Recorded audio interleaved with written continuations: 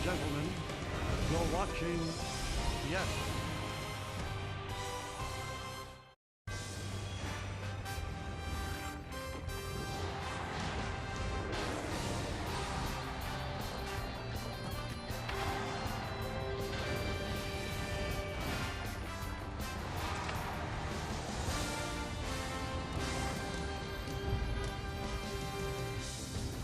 It's a cold, dank Sunday here in Milwaukee, but the roof is closed, and it is time for baseball as the Yes Network presents the Hyundai Sunday Game of the Week. Today, it's the New York Yankees against the Milwaukee Brewers in the rubber game of a three-game set from American Family Field in Milwaukee, Wisconsin. Hi, everybody, and welcome to Yankees Baseball. Along with Jeff Nelson, I'm Michael Kay. A laugher for the Yankees last night, 15-3, and a manager loves this. Aaron Boone, before the game, moved the lineup around a little bit and had Alex Verdugo as the cleanup hitter, and Verdugo raked. Well, it definitely played well for him, and Aaron Boone, you know, it takes a little bit for someone to get used to being a Yankee, put on the pinstripes, but as of late, Verdugo has been on fire. 2 home runs in back-to-back games, both with those sliders down and in. He just drops ahead of the bat. The big homer in the first inning last night. Great to see. He also plays tremendous defense in left field. Yeah, his numbers, really stark difference from when he started. His first 10 games hit 143. Now, in his last 18 games, these are MVP-type numbers. 350, 9 extra base hits, 13 runs scored, an OPS of 1.040. Well, the Yankees are going for the series win, another one that they could chalk up, but they have to have good pitching for Marcus Stroman. And so far this year, Marcus Stroman has been very good. He has pitched well, and he lives on the edges. He loves to expand the zone. He doesn't come in very often against righties and lefties. He likes to throw away. If he gets a good umpire that will give him that 3 or 4 inches on the outside corner, it's a tough day for the offense. He's got a good slider, the good cutter, the change-up down and away. There was a really good slider there. He doesn't like to come out over the middle of the plate. The 9 strikeouts in his last start was outstanding. 7 starts against Milwaukee, 3-1 with a 2.58 ERA. And in 5 of the 7 starts, he's allowed 2 runs or fewer. So he's pitched well against the Brewers. Now, if it's a close game, the Yankees have no problem going to their closer, Clay Holmes. He has been close to perfect the entire season. When we get back, Justin Shackle talks with Clay Holmes next, right here on Yes.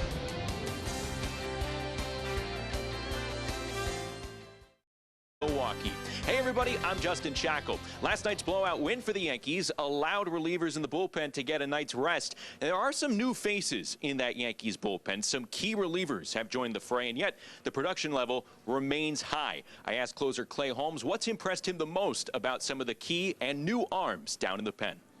Everybody down there knows that there's going to be some big outs that we have to get. And you know, it could be on any night, and I think just that challenge, you know, keeps us in the game and logged in, and it's fun to see everybody contributing.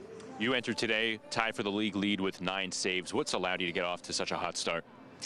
Yeah, you know, I feel like I come into spring in a pretty good spot, and you know, just kind of the resources around here. If, you know, the pitching coaches kind of knowing exactly what I need to do and the things I need to do to be successful, and just hammering those early on. And I feel like when you just stick to those things and you know, day in and day out, you stay on top of them, you find yourself kind of where you need to be. And I think that's kind of been the case. You know, I feel like I've kind of figured out what I need to do to be successful, and it's just the matter of, you know, showing up every day, putting the work in, and trusting that those things are going to lead to some results.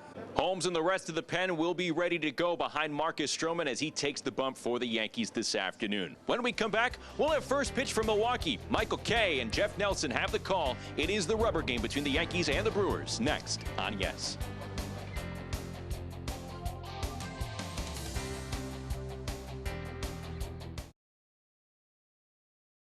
Bets guaranteed when they place any $5 bet.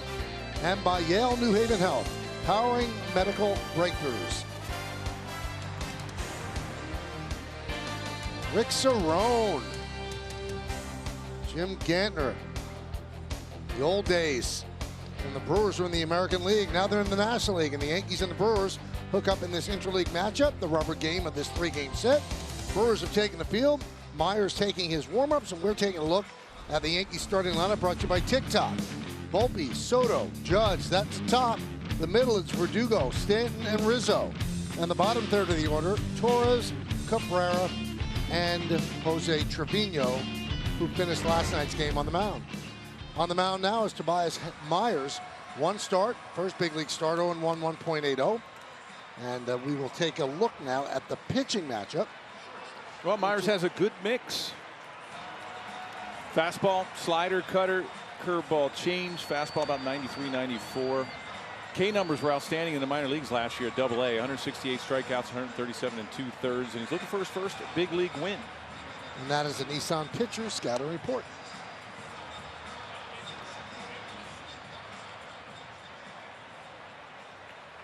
So Anthony Volpe looking for his first hit in the series. He's 0 for 9 in the first 2 games. He's ready. Myers is ready. And let's do it here in Milwaukee. Swing and a miss. We're underway. Mike Malinsky is the home plate umpire. Jansen Visconti at first. Derek Thomas at second. And Andy Fletcher is over third.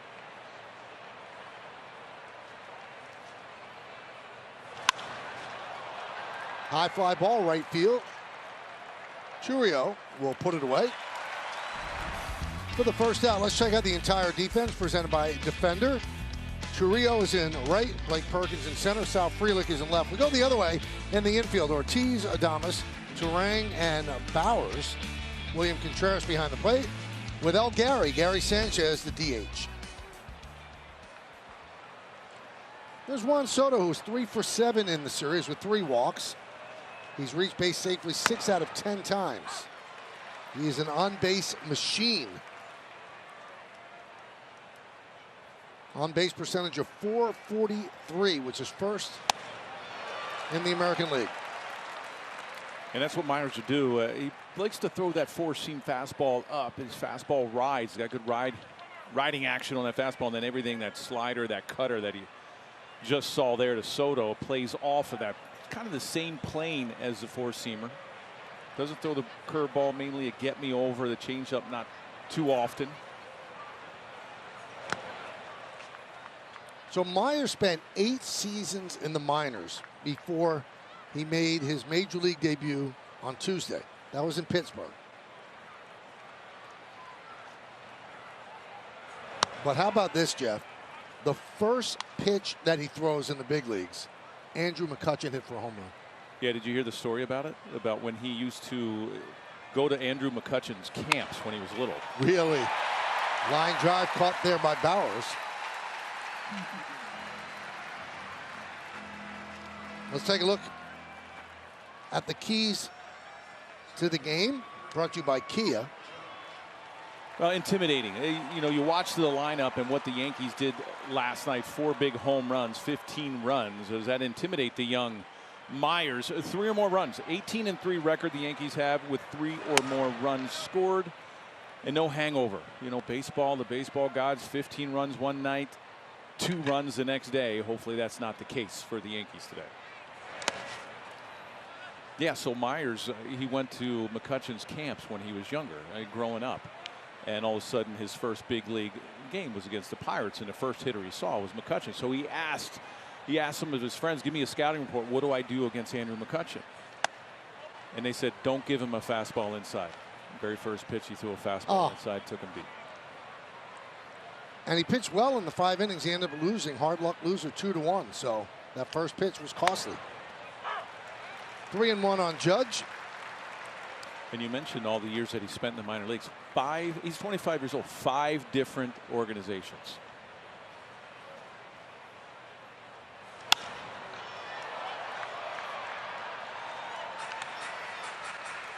So the count 3-2 on Judge. We're just underway here at American Family Field on this Sunday. Thank you for joining us. There's Myers' resume.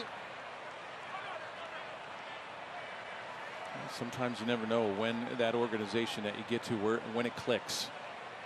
You know, he had control problems basically through his whole minor league career, and coming over to Milwaukee, something just clicked with him, and they've been able to dial him in. That one is drilled deep to left center field. See ya! A long home run for Judge, and the Yankees lead 1-0.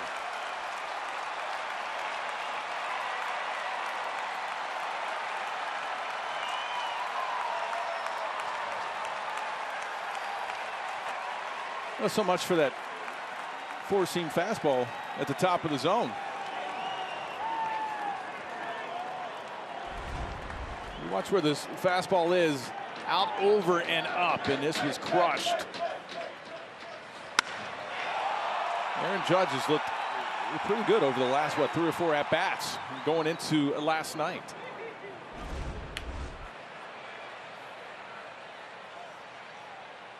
Here's Verdugo, and the Yankee home run bats have come alive as well.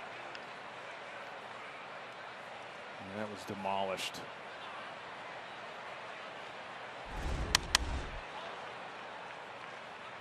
You know, I was watching him in his first couple at bats, Aaron, yesterday, and almost the way he's been struggling. He looks, his facial expressions, looks like he's puzzled and, you know, a little confused and guessing. And then over those last couple at bats last night, it seemed like he was putting it together. Fly ball deep left. Frelick is there, right in front of the warning track to retire Verdugo. But the captain lays down the law early. Crushes a 3-2 offering into left center field. His 6th home run of the year. Yankees won. Milwaukee coming to bat. The order. Then it's Bauer, Sanchez, and Perkins in the middle. The bottom third. Sarang, Ortiz, and Churrillo. And they're going to face the Yankees' Marcus Stroman. Stroman has pitched well so far. 5 starts, 2-1, 2.93 ERA. Let's check out the Nissan pitcher scouting report. The umpire, and we'll go over the scouting report later on Malinsky. If he gives you 2 or 3 inches, 4 inches off that outside the plate, advantage Stroman, and a homer bug. Homer has been biting him the last 3 games. 4 home runs he's given up. And he's got great numbers against the Brewers. You saw that in the open, 3-1 with a 2.58 in 7 starts against the Crew.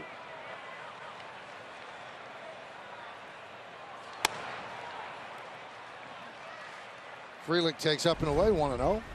Well, 3-2 fastball. He just gets on top of that and absolutely demolished it to left center field. Number 6 on the year. Watch these hands just sitting dead red. He gets a fastball that he can handle, and everybody knew it. I don't think they could believe how far that went. What did they say? 441? I didn't see the distance.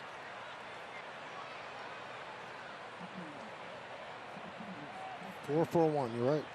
441 feet. 2-2.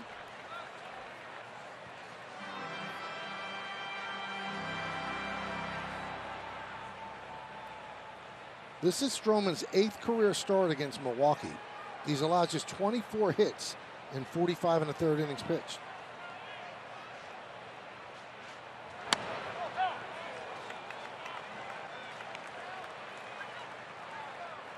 And that's the pitch right there, about 2 inches. If Trevino sets up on that outside part and he's got his middle of his body like right now. Chopped to second. Torres gets Frelick. 1 away. Let's check out the defense presented by Defender. You've got Verdugo in left, the captain in center, Soto over in right. Infield, Cabrera, Volpe, Torres, and Rizzo third to first. Trevino behind the plate. Stanton, the DH. Stroman's on the mound. Home plate umpire is Mike Malinsky, considered hitter friendly, and he calls fewer inside strikes. 19th big league season. Fly ball, right field. Going back, Soto toward the corner, makes the play to retire Contreras. And with Stroman living on the edges and Malinsky being a hitter-friendly umpire, it's going to be interesting to see today how much he gets off of that plate. You know, Trevino's going to try to stretch it out there and see if he can get to 2 or 3 inches. If you get your body, if Trevino gets his body in the middle of his body on the outside edges and makes it look like a strike, you might be able to steal a few out there. Like, look how far he gets. And there's a strike. And a lot of guys, if you see with Stroman, every time he starts, the catcher sets up really early. You know, he gets out there and gives him that visual. You don't see that too often with starting pitchers or even pitchers in general. You'll see the catcher move late.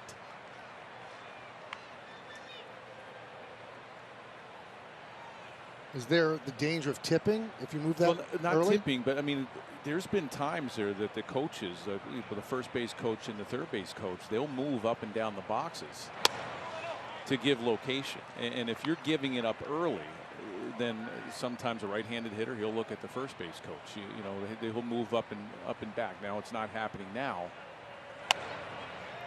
but a lot of it is just giving up location. It's not tipping the pitches. It's just, if you can see, you know, I don't know how much a hitter can really pick up a catcher moving so early.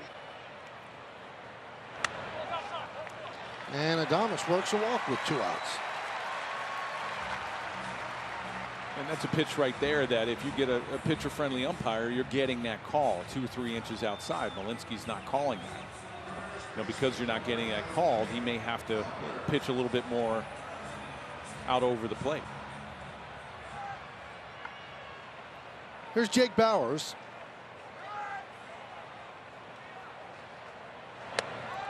And a strike. 0-1.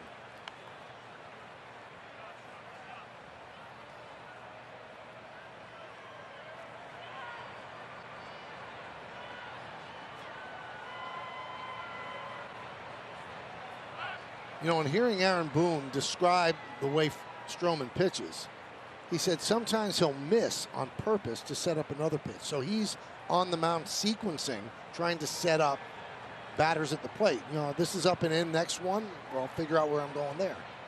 So even though he might be throwing a ball, Jeff, he's not doing it on purpose. Right, and there's a couple pitches right there inside. He really doesn't come inside that often to either righties or lefties. He likes to live on the outside part of the plate. Now, to your point, he may go away this time after coming in twice.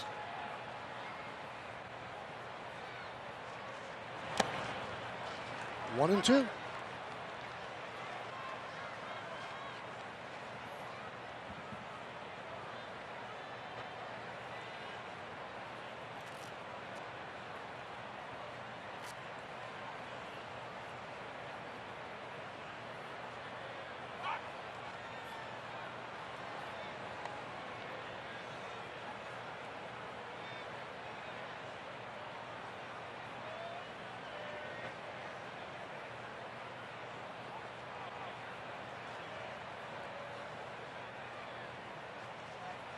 Swing and a miss. Strikeout of Bowers. No runs, no hits, no errors, 1 man left. We played 1-0 Yanks.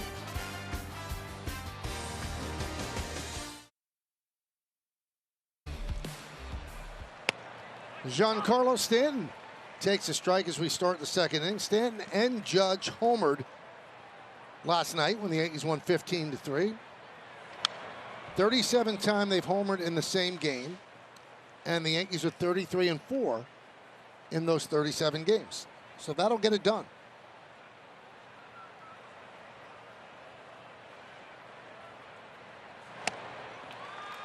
Stanton down on strikes. The ball was flying out last night. They had those panels open. They didn't have the roof open, but the panels open in left center, right center. And that was a good slider down and away. And the ball was getting out. That ball that Stanton hit yesterday, it was off a position play. It was about 50 miles an hour. I mean, that was just pure strength out there to right center field. And the panels are closed today. Yesterday was a beautiful day. Today it's kind of raw out.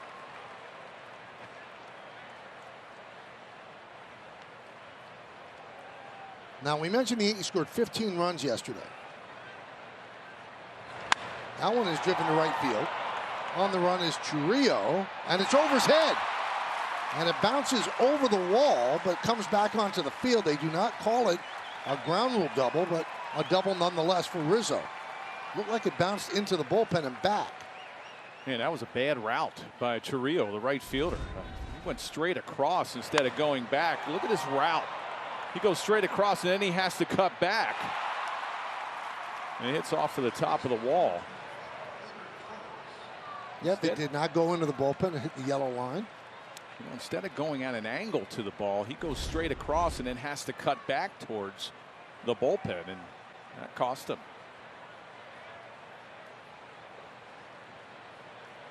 Gleyber Torres. Anyway, the 15 runs snapped a streak of 108 games in single digits. So 9 or fewer. That's the second longest such streak in New York Yankee history. And it was unfolding in front of our eyes, and we didn't realize it was significant, but the longest streak is 165 games, which took place covering the 1970 and 71 season. And those are not great Yankee teams.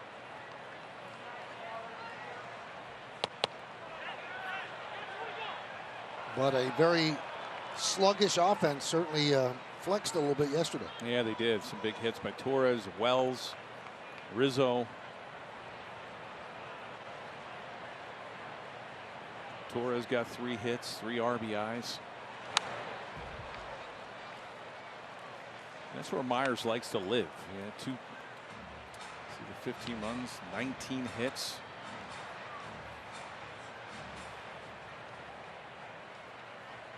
Myers likes to live at the top of the zone. You see 2-2, and if he comes back with that 4-seamer above. Strike 3. Torres down looking.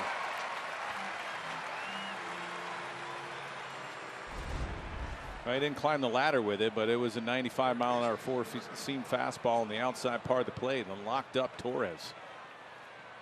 Maybe looking off speed in that bat.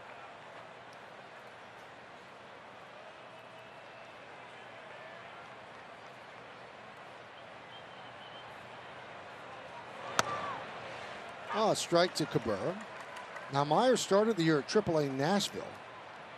Pitched 4 games and pitched to a 1.62 ERA, so he got the call up.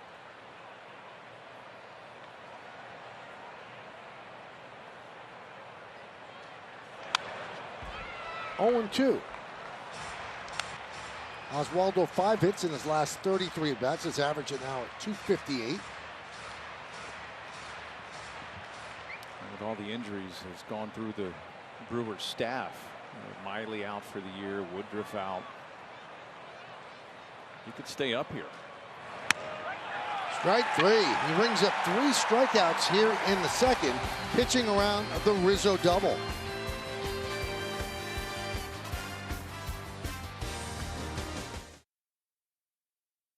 Network. Good choice. Use the hashtag Toyota Pinstripe Pride. Mention yes in pictures you post to social media to reflect your love for the Bronx Bombers. We might spotlight you in a future game. I think that was taken last night after the game. Looked very happy. Yes, he was. Here's Gary Sanchez to lead off the bottom of the second. Foul back.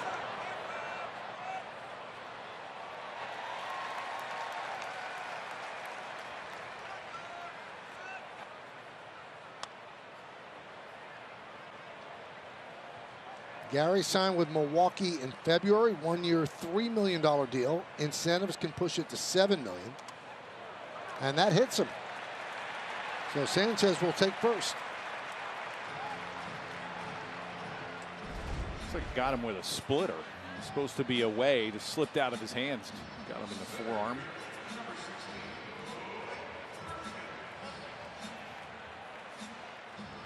A double hit. Also got Trevino on the side of the neck. 2 for 1.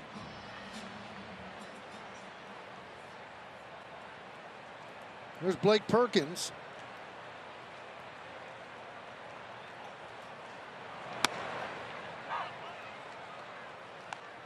Oh, 1. Perkins, a switch hitter, off to a very good start at the plate. And he's an outstanding defender.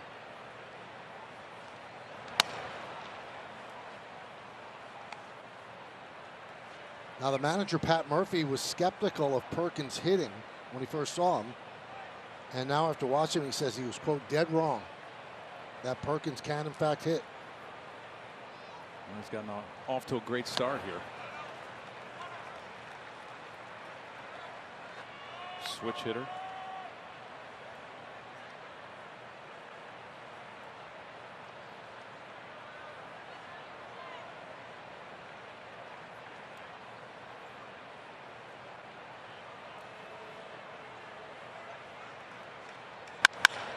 Hit sharply and past the diving Volpe into center field. A base hit for Perkins.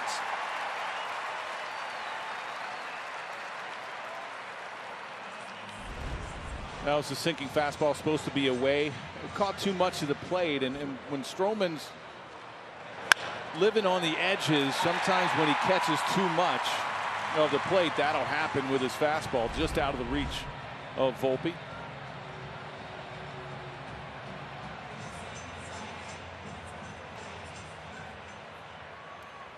Here's Bryce Turang. Came up as a shortstop, but he's their everyday second baseman. Chokes up a bit. First and second, nobody out. Yankees lead 1-0. Shows bunt, takes outside. And this is where, if you're Marcus Stroman, you're going to have Rizzo as a first baseman. He's going to crash. Well, Marcus Stroman, he has everything in front of him and towards the third baseline. And the objective is to get Cabrera to field this ball. To try to get those guys over, but anything close that Stroman can get. Sanchez doesn't run well at second. You might have a good shot at making a play at third.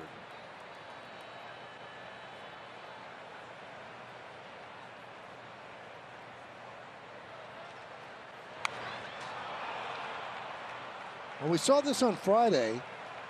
Murphy still keeps the bunt on, even with 2 strikes. If he wants you to bunt, he wants you to bunt. Let's see if he does it here. Yeah, that was a bad attempt, and there you see Murphy was like, what are we doing here? You know, the ball was up, and as a pitcher, that's where you want to throw it. You want to get the hitter to pop the ball up.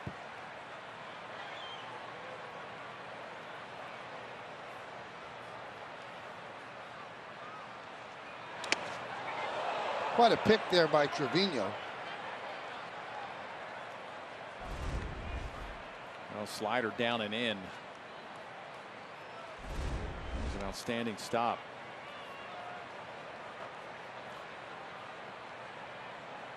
And Sanchez not a big lead off a second.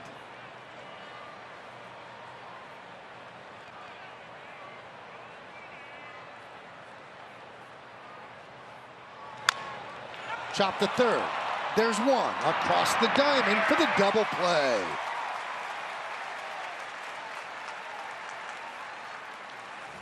Perkins moves to second, but with 2 outs. Now Turang hit it in a perfect spot. The pitch down and away, tried to chop it the other way. Cabrera, nice heads-up play, tagging the bag, stepping on it, throwing it over to first, and Turang runs well.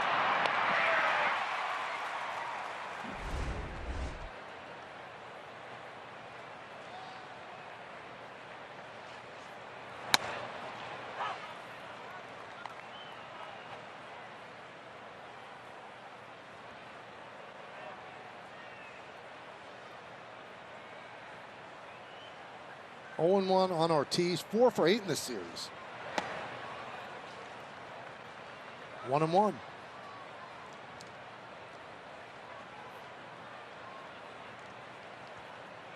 A lot of ground balls from Marcus Stroman.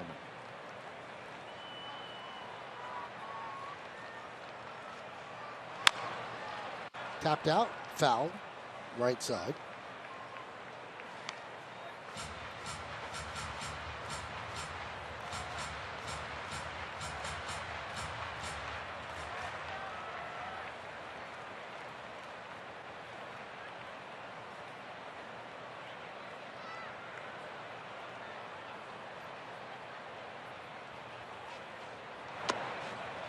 Two and two. You see there how far Trevino gets on the outer half and well off of the plate. You know, a lot of pitchers are visual pitchers. You know, they like when the catcher gets out there, and we mentioned it, he doesn't care that there's a guy on second. And the guy on second can give location away, but Stroman wants to see the catcher out there. He visualizes that's where I got to throw it, especially with his breaking ball. It helps him say, I got to really get out there and not, you know, if you have a catcher that around the plate, you might wind up hanging it, getting way off. It helps you pull across, and you hope to get a swing and miss.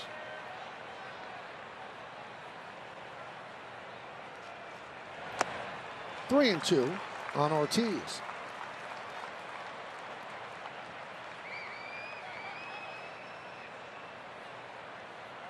The only downside to that is if you're not coming inside, those last couple sliders are so far away. And Stroman doesn't like to pitch inside. He'll make you try to expand his zone as a hitter. If you don't come in, a lot of times good hitters will spit on those sliders down and away, and they won't offer at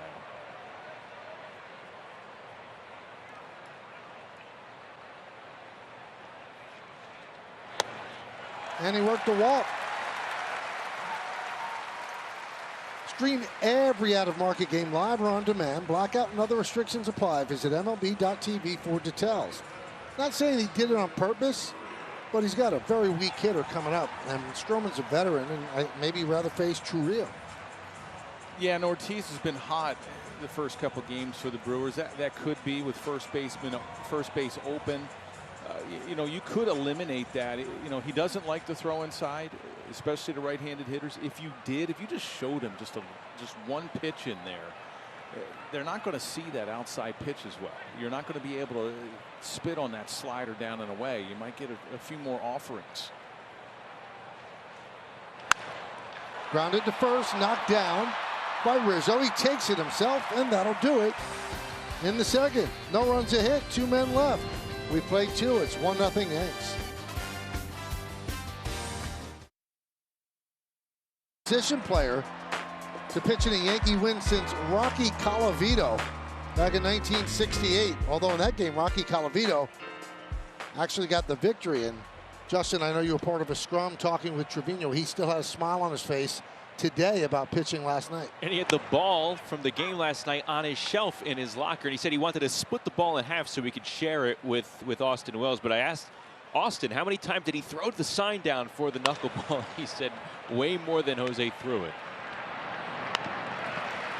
It was also kind of funny that Jose said he couldn't hear a pitch count, so he told Wells just to throw down the regular signs. The old-fashioned way. 15 runs and you're using pitch com and position player. What do we got going on here? And then he waited for the last minute after he gave up a couple runs to go to the knuckleball. That's what he said before the reporters came by. He told me, he goes, yeah, I have regret that I didn't throw it as many times as I should have. He bragged. He said, I throw a good knuckleball. And you don't hear that often from a guy like Jose Trevino. He's pretty humble. Well, that last pitch that he threw that grounded out the shortstop, that was pretty nasty. Did you see it go inside to the righty? He said a former minor league teammate with the Rangers by the name of Eddie Gamboa taught him the knuckleball, and he throws it a lot when he's playing catch with the pitchers. That's why everybody in the clubhouse knows about it. And he said when on days that he's not catching, he'll even get on the mound and throw some knuckles. And that's the guy when you warm up and you're playing catch with a partner, you avoid. Right, you can break your hand. Oh, their whole objective is to hit you in the knee.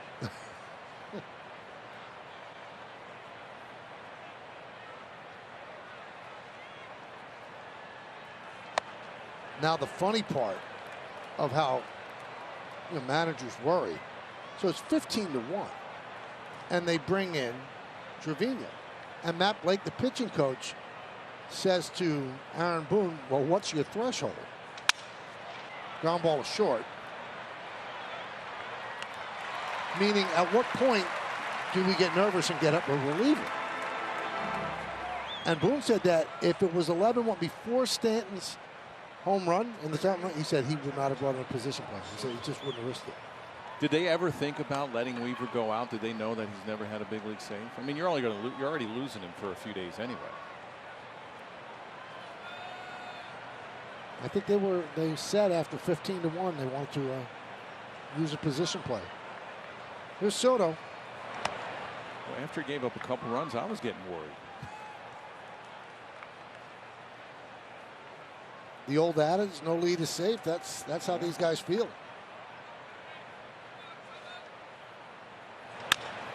Chopped to short. Adames gets the hustling Soto for the final out of the inning. Yankees go down 1-2-3. We go to the bottom of the third.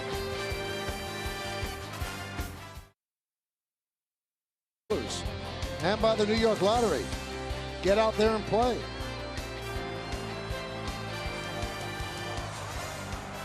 Bottom of the third inning at American Family Field in Milwaukee. Yankees lead 1-0. A first inning home run by Aaron Judge. His second home run in as many days.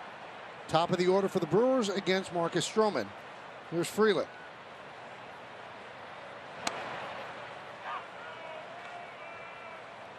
Oh and 1.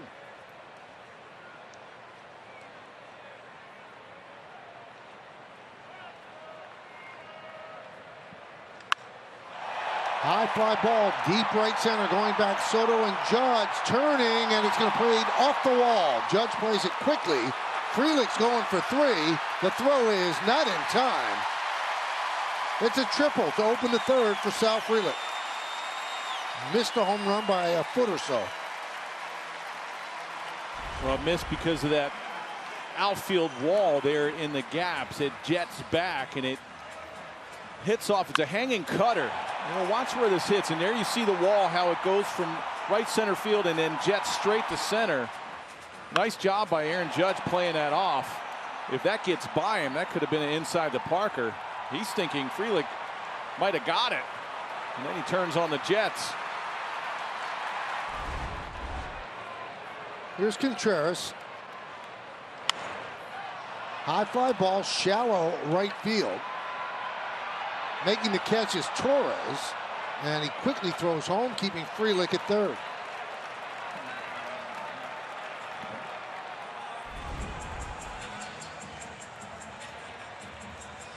About half a foot, right? Something like that. If it goes a little bit more towards the right before that ball jets out, that could have been a homer. That was a nice pitch by Stroman. The Yankees didn't have the infield in willing to give up the run, and now with 1 out, they're going to bring the infield in. Here's Adames. Big cut. 0-1.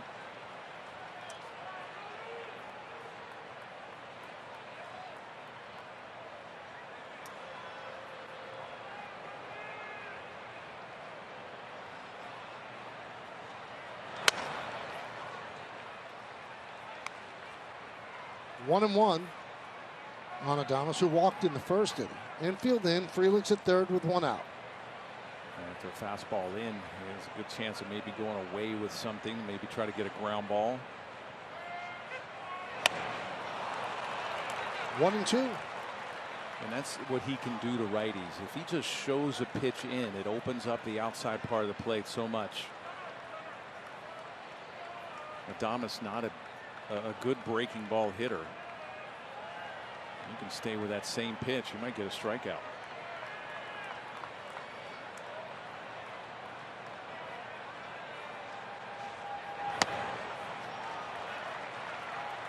He tried 2 and 2.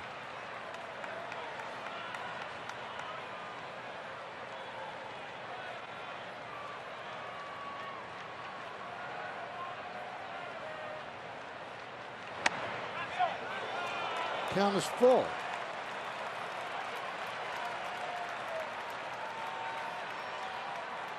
Now don't look for Stroman to give in here. Another pitch in, maybe a pitch away, maybe that slider. Swing and a miss, he got him. Huge strikeout. 2 away. The infield can back up now with 2 outs. Yeah, definitely a big pitch. Going in with that fastball and just missing, he goes right back to that slider. And it's up enough that it's deceiving to the hitter. The hitter thinks it's on the outside part, then it gets even further. You expand the zone. That was a good pitch.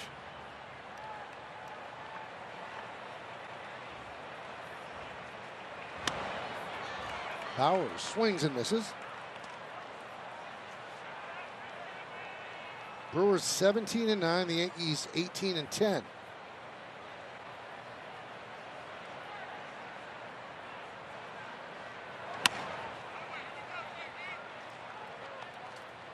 One and 1.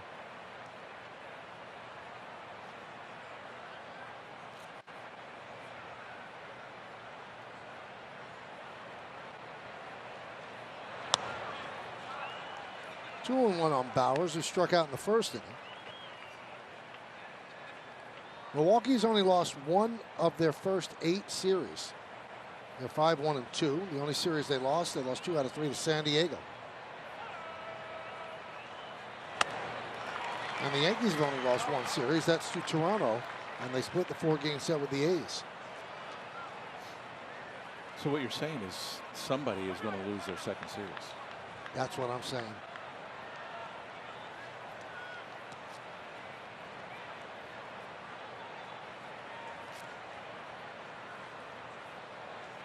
Aaron Boone shooting him down in the dugout. Swing and a miss. Nice bounce back by Stroman. After the leadoff triple, the runner is left stranded at third. We're going to the 4th. Yankees lead 1-0.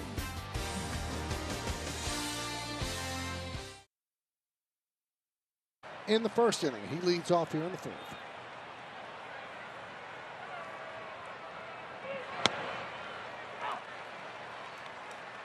Oh and 1.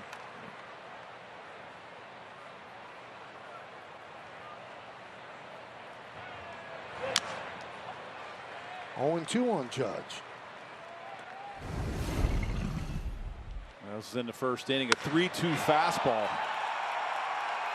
441 feet. And so far in this at bat, 2 cutters. 1 and 2. Judge has now scored 10 runs in his career in Milwaukee. 10 runs in 26 plate appearances.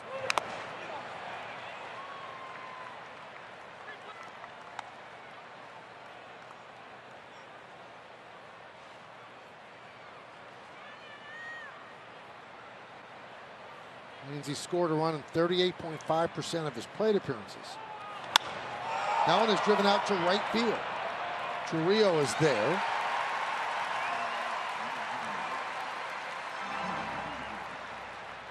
One away. Cooking up something special with Hexclad. Join the hybrid revolution at hexclad.com. So Verdugo had a 3-hit game last night, and he has 40 since 2021. So only 3 players have more such games: Rosario, Altuve, and Bichette. 0-1. One of the few guys in the league that, he chokes up with on the first pitch. You see him, he just gets a little bit above the handle, or the knob actually.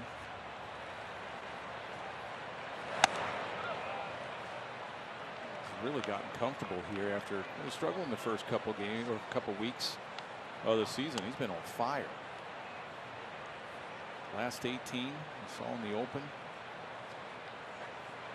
9 extra base hits. And you know what else he doesn't do, Jeff? He doesn't strike out. No, he doesn't. 12.67% strikeout rate, and that's the best in baseball. Well, he's very comfortable with 2 strikes. He doesn't mind getting deep in the count. He'll jump you on the first pitch. He's very selective. And with Myers, he's got a really good cutter. And he strikes out, the announcer jinx. Yeah, there you go. Yep. Change up down and away.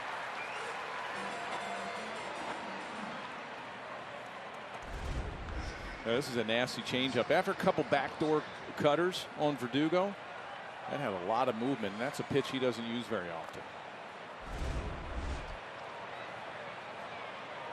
There's Stanton.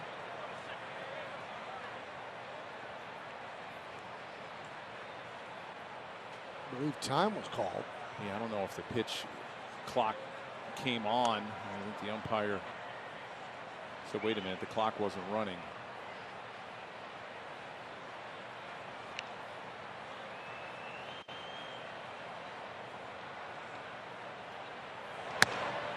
And a strike.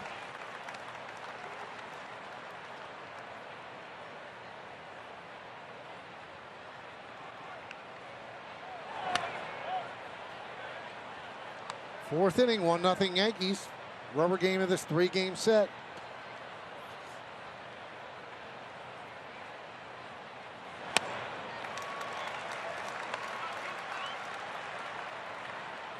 Oh and 2.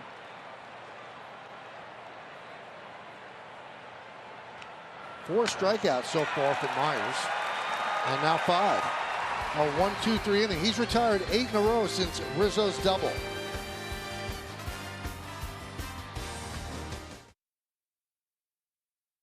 currently on the 60-day IL with a right elbow inflammation. Yankees continue to tread water, even more than treading water without their ace. First pitch grounded into the hole, knocked down by Volpe, but it'll be a base hit for Sanchez. Yeah, with Cole, as much as I'm sure he wants to get back, it's a great effort by Volpe going to his right. Deep shortstop, probably weren't going to get Sanchez anyway if he came up with it. The Yankees have really got to make sure that this guy is healthy before he comes back. Whether it takes 2.5 months, whatever it is. Perkins tries to bunt. Misses 0-1. You get him healthy, you get him back for the second half run. It's like an acquisition at the deadline.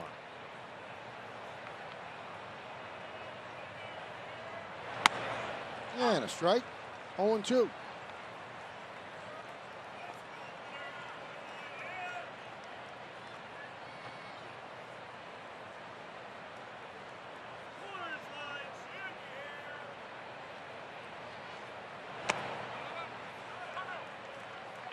One-two on Perkins.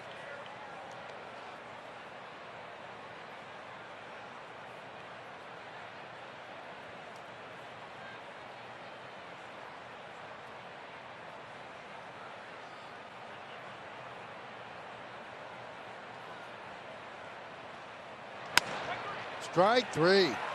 Perkins down looking. And whenever we come to Milwaukee, or the Yankees play Milwaukee, I marvel at their logo, because I call it stealth brilliance. You look at this logo, most people say, well, that's a glove with a ball in it. But what it is, you see the M, the fingers, and then the B with the ball in the middle of it. And it was designed by an art history student.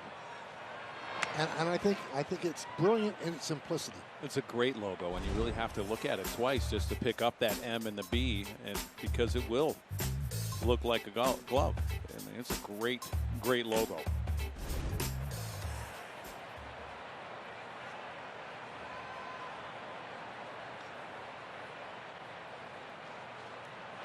I love those logos that have these hidden designs, like, FedEx, there's an arrow in the middle of it. Mm-hmm. Wendy's, the little girl Wendy, if you look, around her neck is a necklace that says Mom. Really? Yeah. You gotta really look deep. I would have not noticed that.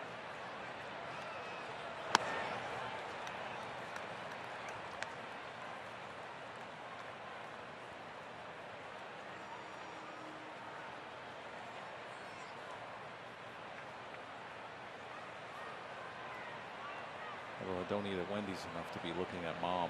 Not Mom, Wendy. Or Wendy. She has the necklace that says Mom. Well, I know Wendy that says Mom. Now, they've had several logos, and none of them come close to the MB that they have now, which is the old one from 78 to 93. I like the beer barrel guy. That was for the first 7 years. Grounded to first. Rizzo goes to second one, back to first, gets by him, and up against the screen in front of the Brewer dugout. So Turang will stay put at first. Well, great play here by Rizzo. A little sinker from Volpe that Rizzo wasn't able to handle. But it keeps Turang at first. Now you got to watch him. He's a stolen base threat. 13 for 13 so far on the year for Turang. Well, they sing "Roll Out the Barrels" here. What is it? 7th inning? Yes, I believe so.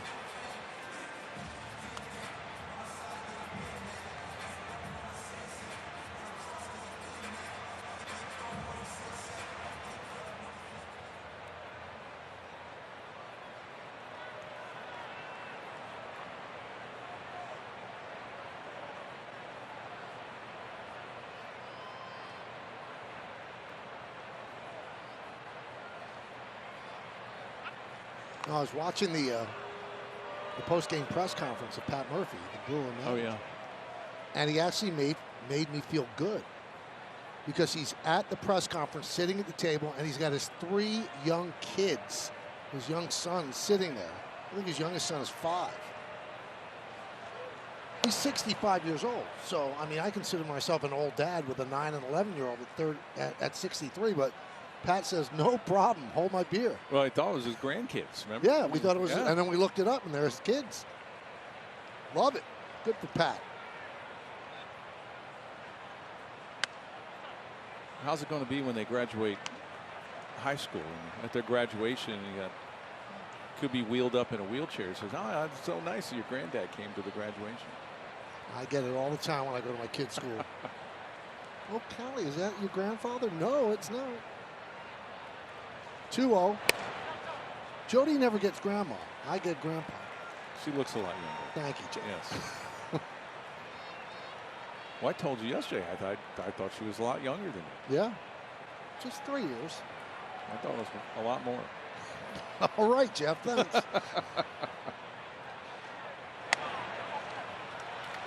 And there's a walk to Ortiz as he continues his strong series against the Yankees. 4 for 8 with 2 walks today.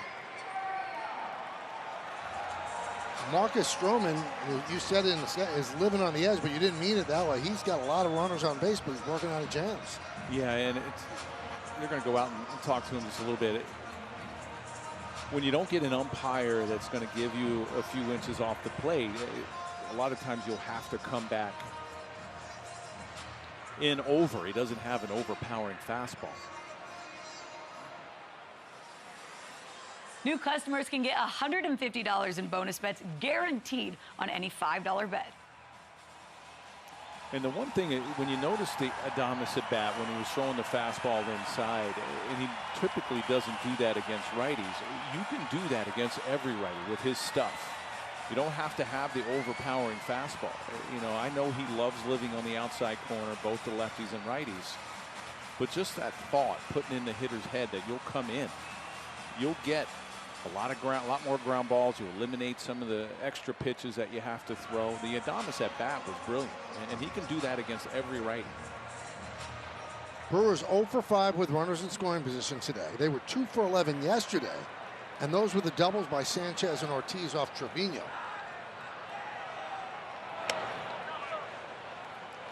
Pitch is low to Churrillo.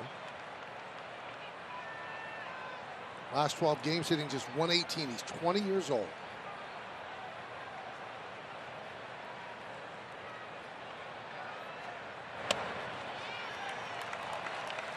Two and 0.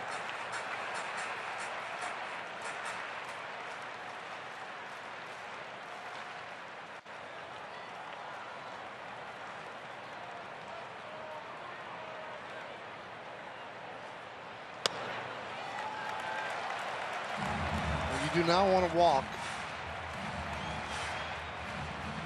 Jackson Churrillo here, and it's 3-0.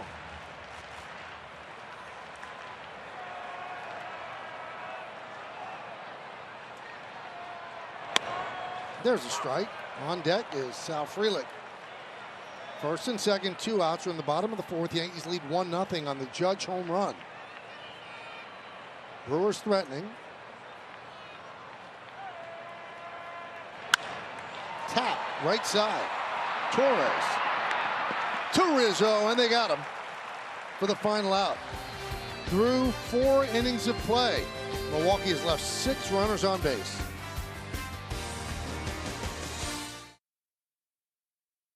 Is donated to the New York Yankees Foundation. Buy your tickets now at yankees.com/5050. Anthony Rizzo leads off. Pitch is high.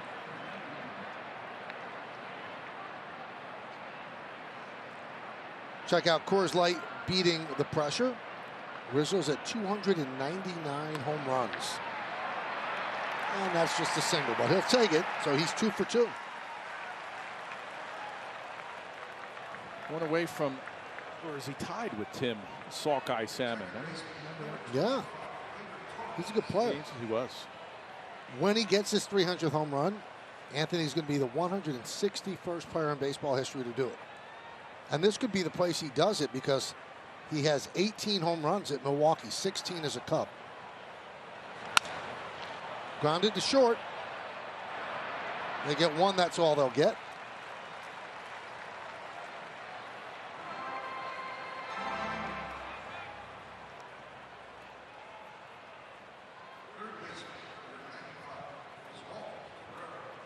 Not hit hard enough to turn to.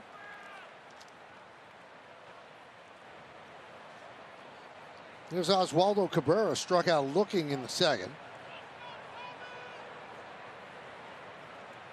Myers has 5 strikeouts. Looped into center field. That is going to dunk in there for a base hit in front of Perkins. As Torres advances to second, a single for Cabrera. Well, a couple of cutters this inning from Myers. This was a cutter that jammed Cabrera, but he was able to get it out in the center field. Anthony Rizzo hit a cutter as well out in center field for a base hit.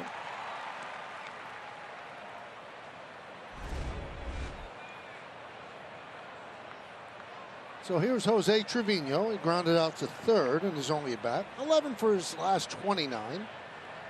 That's over his last 10 games. Swings at the first pitch and lofts it to right field. Trujillo makes the catch, tagging Torres. He's going to go to third, and the throw cut off by Adames. 2 away.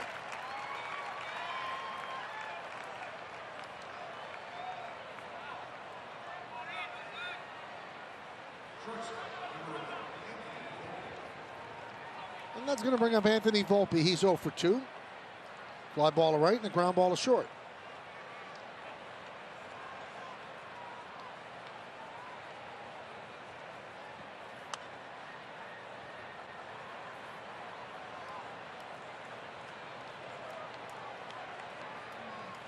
Anthony 269, 2 home runs, 10 ribbies.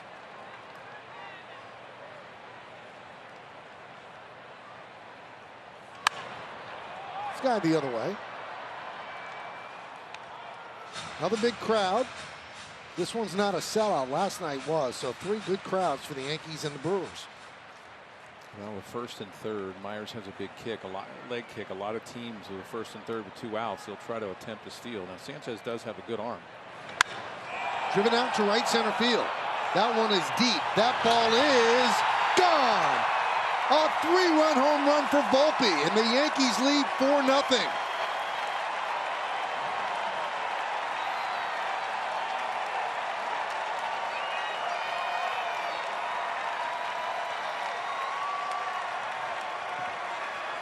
A big smile from Anthony Volpe. He was the only one last night of the 15 runs that didn't get a hit. Well, he made up for it right there. Big home run.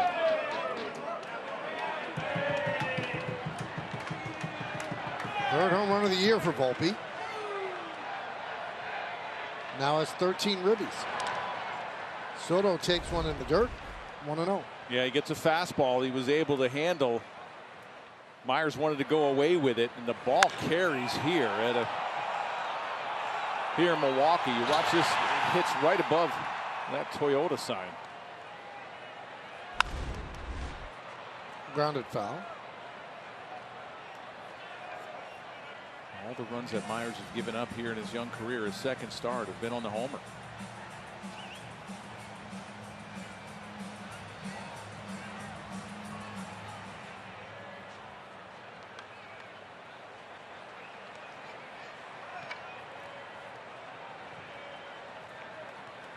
Yankees break out the long ball yesterday and today.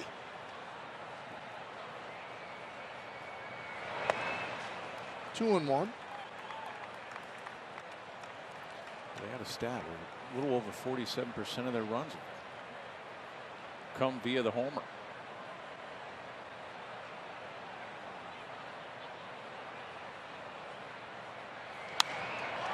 Foul back here. Hey, congratulations to Juan Soto on being voted the Montefiore Einstein Player of the Week. These numbers will do it for you in 5 games, 333, 2 homers, 3 ribbies, and OPS of 1.181. They've held him in check so far today. He's 0 for 2.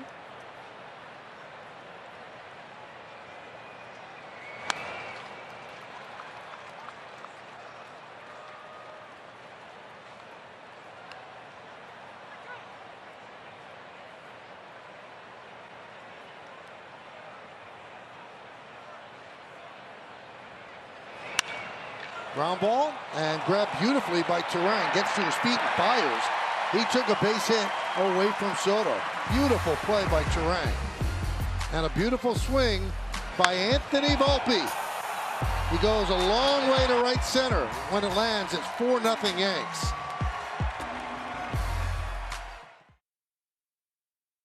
The first pitch is scheduled for 6:35. Remember, if you get Yes on TV, then you get the Yes app for free. That's a pretty nice way to celebrate your birthday, huh? That is. Anthony Volpe turned 23 today, gets a 3-run home run. 3-run blast. The judge the other day couldn't do it on his birthday, but did it the last couple days. You know, it's kind of stunning. Anthony's 23, right? And he's in his second year. And he's 2 years younger than Soto. Soto was up, I think, when he was 19 years old. Mm-hmm. It seems like he's been around forever, and he's 25.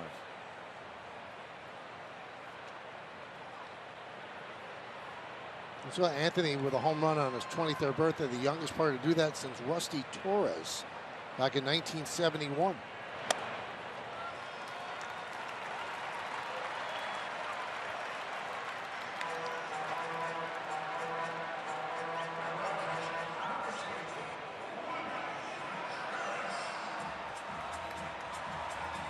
Well, Stroman's had traffic on the bases every single inning. He's been able to pitch out of it. He's got a little comfortable lead now at 4-0. He's really having a hard time with his command.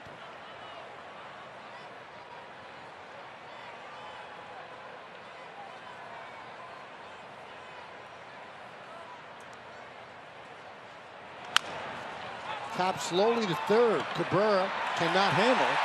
Contreras will reach. And they give Contreras a base hit.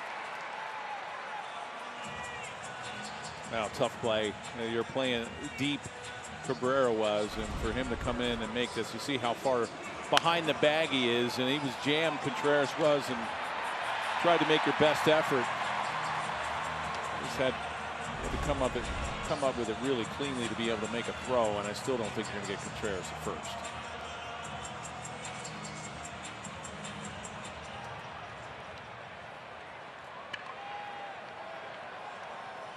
So here's Willy Adames. Walked and struck out. First and second, nobody out.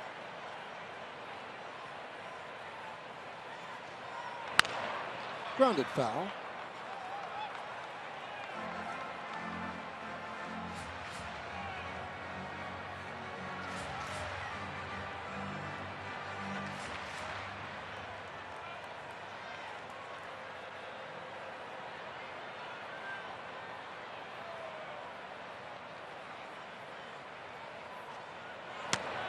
You know, one of my favorite moments from last year, Jeff, Brewers were in town.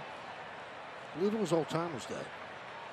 And Adames' idol growing up was Derek Jeter, and the sheer look of joy and excitement when he shook Jeter's hand, it was forever emblazoned in my mind how happy he was just to meet Derek. Yeah, I do remember that. He was on the top step when they were given introductions. And the look on his face, Jeter went over there. And then when he's done, when he runs back like a little kid. Just awesome.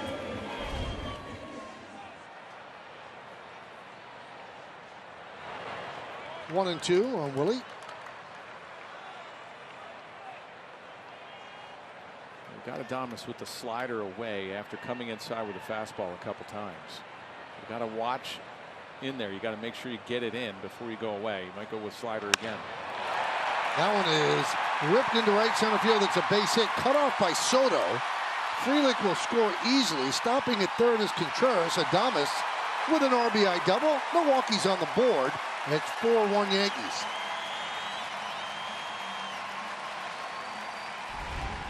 That was a slider just hung out over the middle of the plate, and he tried to go down and away, and Adames just took it into right center field. Soto cuts it off. Frelick's going to score easily from second. You watch Soto cut this off, and he took a couple extra steps allowing Adames to get the second. Yankees with the infield back for Bowers. 1-0. And there's some stirring in the Yankee bullpen. Stroman at 80 pitches, still nobody out here in the fifth. 1-1. He struck out Bowers twice so far today.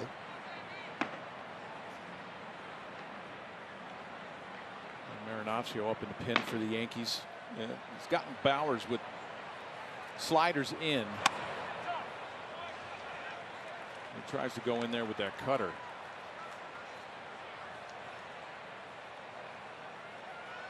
Yankees infield, they're back. They're going to give up the run for an out.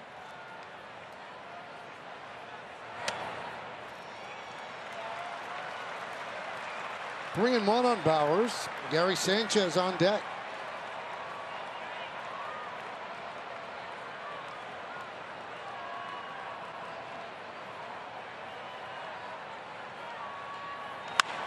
Driven deep to right field. Tie game. See ya. A 3-run home run.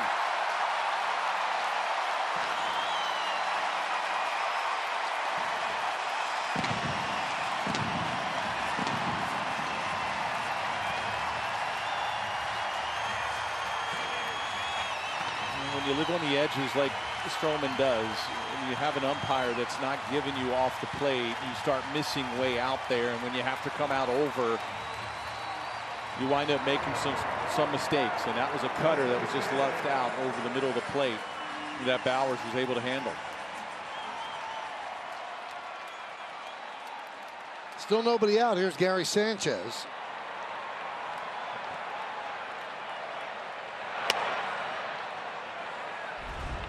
One and 0. This is a cutter, was supposed to be in, and it was out over the middle, and Bowers took advantage of it. A 3-1 count.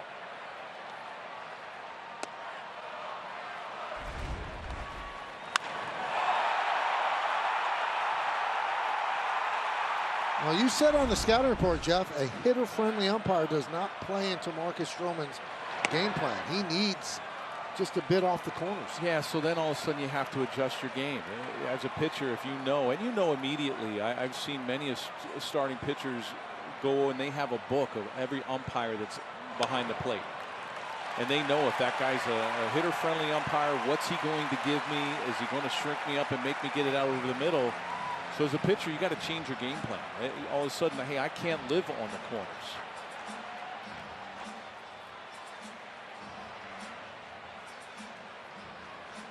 Well, when Boone comes out, he usually brings the hook. So that's it. 4+ innings for Marcus Stroman.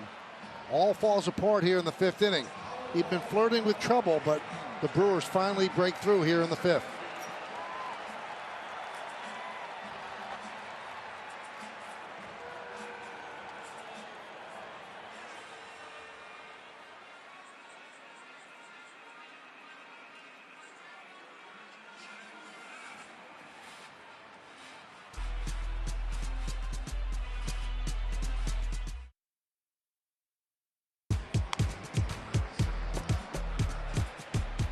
Marcus Stroman's night is over as he leaves a runner on first base. Still nobody out in the 5th inning.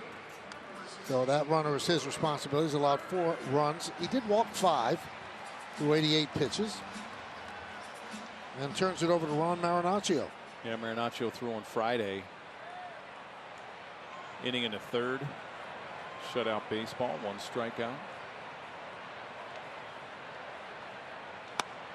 And a strike. When you go back and you look at Stroman when he was with the Blue Jays, the Cubs, and the Mets, he was a guy, he did challenge. His fastball velocity was a little bit more back then. A lot of fastballs, change-ups, but he pitched in a little bit more. He wasn't constantly away. And when you talk about, okay, if you have an umpire that's not giving you the corners, and I mentioned, you know, Roger Clemens, I remember Roger Clemens, and I don't know if David Cohn did, but Jamie Moore, a couple guys that I played with, they knew who was umpiring. They knew they had a big book about, okay, this guy is going to give me a certain amount. And they had a scouting report, not just the hitters, but also the umpires. And I'm sure Stroman had the same thing, knowing, okay, Melissa's not going to give me a lot on the corners. then you have to change the game plan if it's not working out there. He had a great at-bat when he faced Adames, the at-bat before where he struck him out. And I mentioned he can do that every time by going in with the fastball to righties, and then you can expand the zone. Fly ball left field, on the run Verdugo, and he makes the play in foul territory. Boy, he really covered a lot of ground. Now let's look at the pitching decisions presented by Sage. This is the at-bat with Bowers. Well, he got him in the first couple at-bats. He tries to go away with the sinker, comes back with a slider, got him to swing and miss, and then he wants to come inside. Missed with the cutter, missed again with that cutter, and then right out over the middle plate, a 3-1 count. He goes 3 cutters right in a row, and he hits him out and ties the game.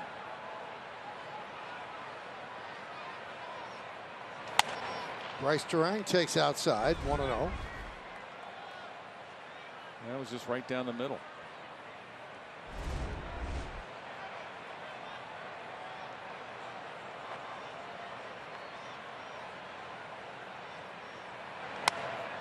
(2-0) on Terang. Terang 0 for 2 against Marcus Stroman. First at bat against Marinaccio.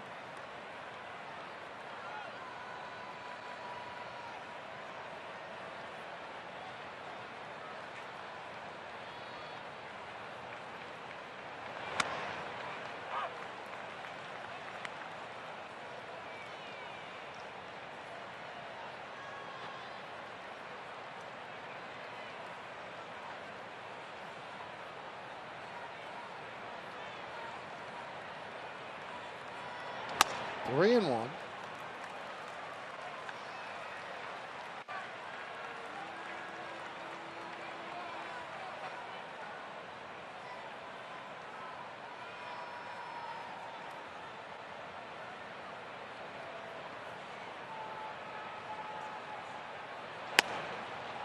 And the count is full.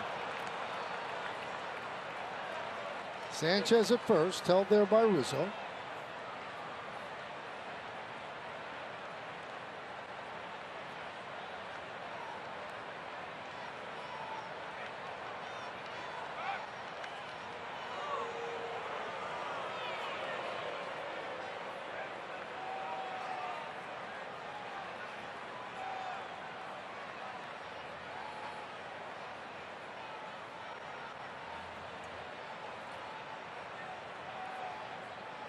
Runner goes. Tap slowly toward third. Out is made at first. Sanchez moves into scoring position.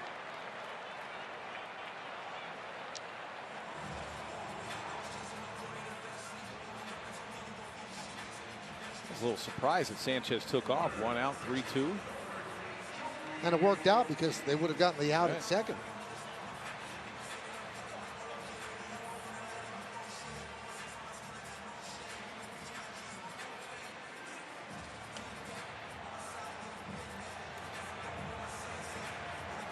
So here's Ortiz, 4 for 8 on the series. 2 walks today on the completed road trip that the Brewers just returned from. He was 1 for 15, so he's found a stroke in this series.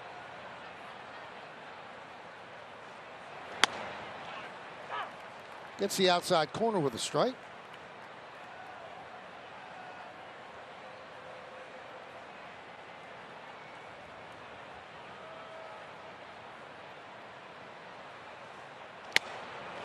Oh, 0-2. Good changeup.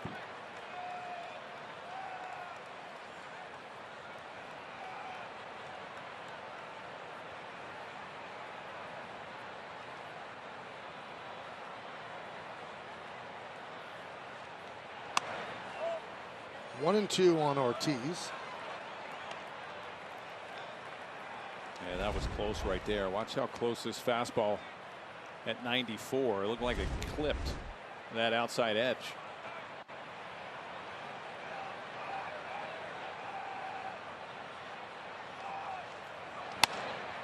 Two and 2. Gary Sanchez, the go-ahead run at second. We're in the bottom of the 5th. 4 runs in for the Brewers. RBI double by Adames and a 3-run home run by Bowers has tied the game.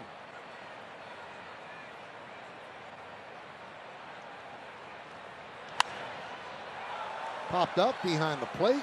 Trevino gives it a look, but it's over the screen and the seats.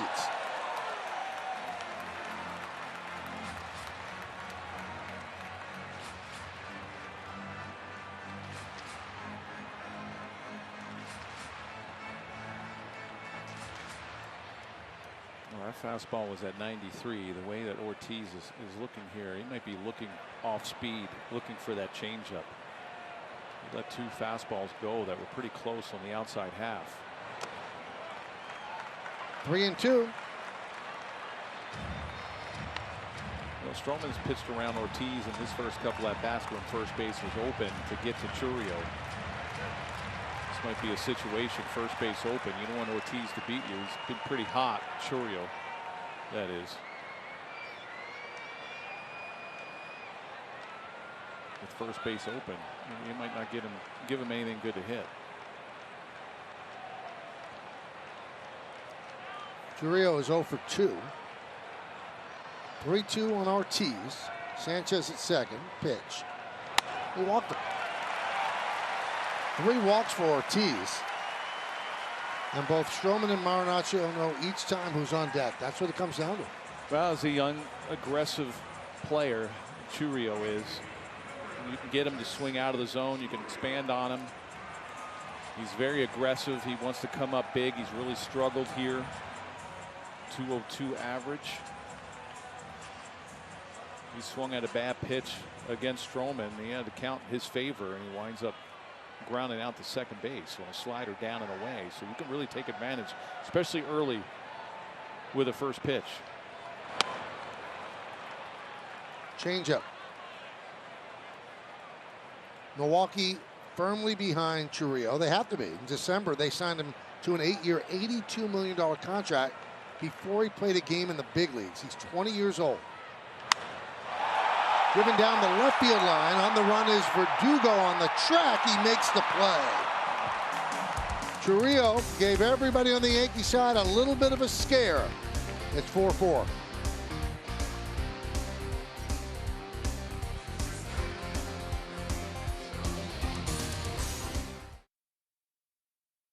Alvarez, 2 home runs last night in Mexico City where the air is thin.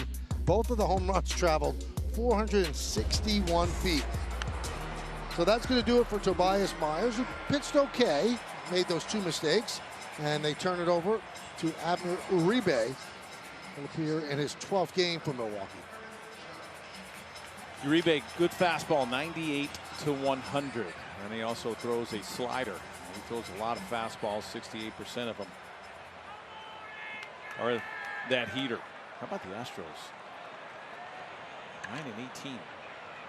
9-18. In last place.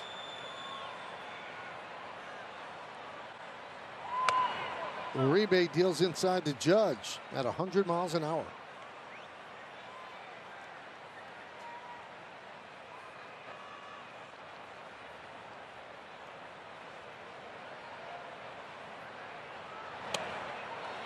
And wave that slider.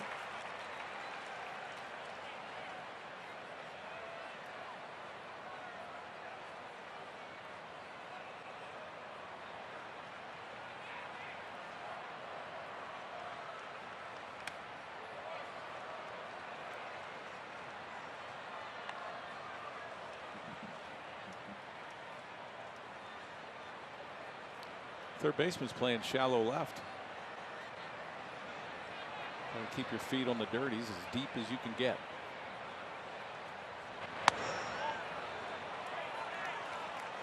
.100 sounded a little high. 3-1. Sounded a little high. Looked like a strike. It was.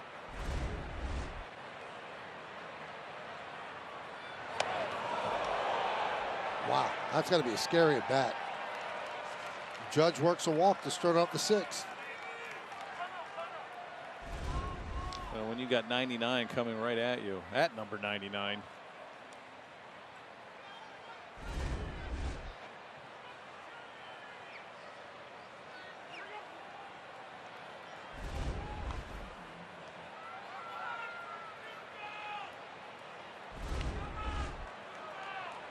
Uribe made his major league debut last year and pitched to a 1.76 ERA.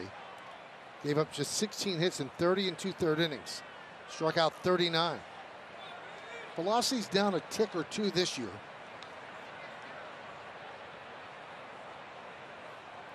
Here's Verdugo.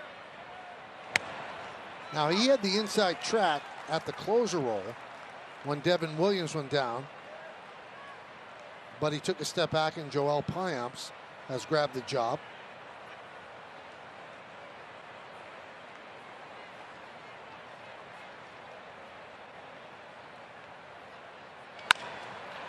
Chop to second. There's one. On to first. And the throw hits Judge, I believe. So Verdugo will reach. Now they're saying that Judge put his hand up. Let's see if he did. And it hit the mitt. Pat Murphy's going to go out and talk with the second base umpire, Derek Thomas. Yeah, there you see Judge. He puts his hand up and he deflects the ball.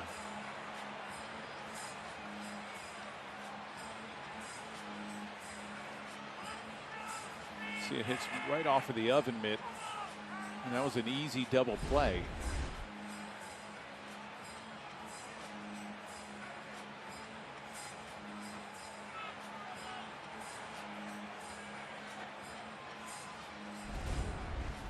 Now you watch this, it's an easy double play, and as soon as he puts his hand up, it deflects off that. Now the umpires are going to get together and maybe come up with a resolution, but I don't think this is reviewable. Or they probably would have said, hey, I want to challenge this call. Well, if he did it on purpose, he's out. Right. If he did it in the act of sliding, then so be it. And let's see what the umpires decide. Does that hand go up like that when he slides? And I think they're telling Pat Murphy that it's a judgment call, and I think they're going to stick with the fielder's choice, that he didn't interfere with that throw. And that seems to be the decision. Crowd doesn't like it. Pat Murphy doesn't like it.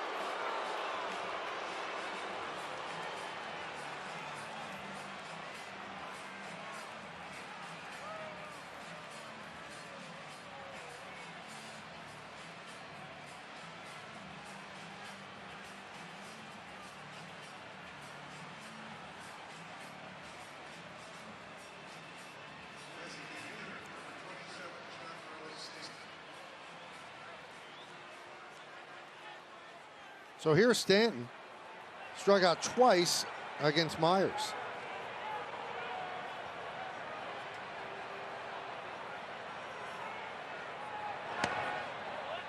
Now last year, Stanton had a hard time with good velocity. Let's see if Uribe does anything but throwing fastballs. Well, good velocity up and away, down and away. And you said he's lost a little bit, so he used to be at 102. Yes.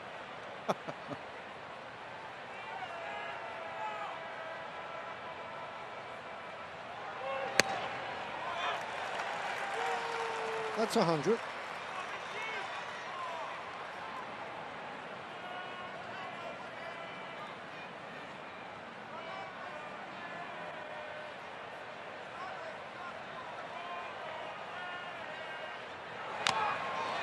And he goes with a slider.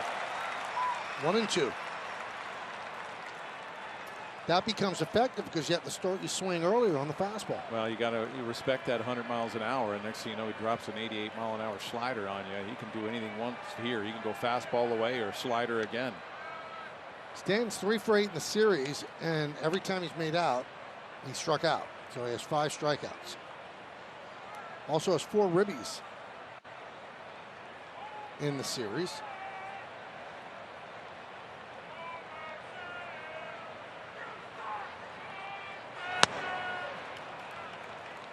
Slider low, 2-2. If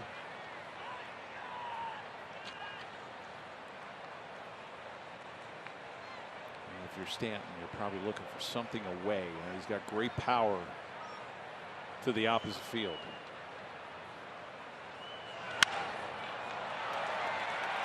Popped up. Terang calls off Bowers for the second out.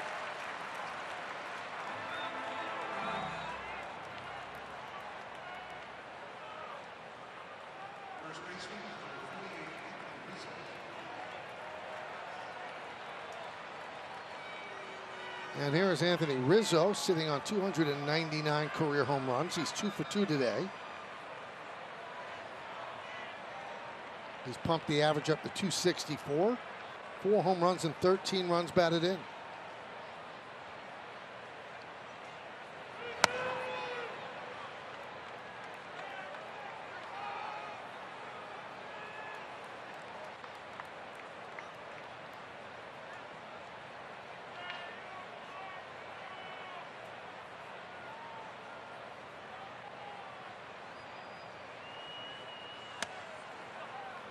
Two and 0.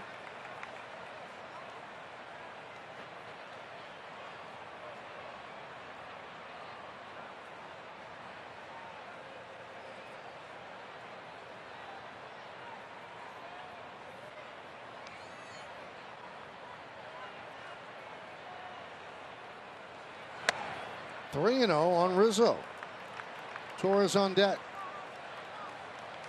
Green light him here? I would. Yeah. How about you? I would too. Hit number 300 right here.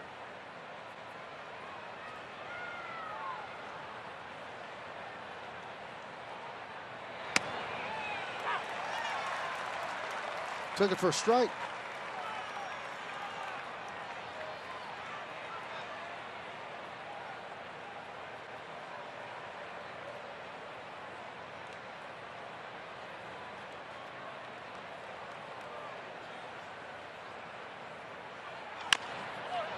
Three and 2. So that's going to release Verdugo at first.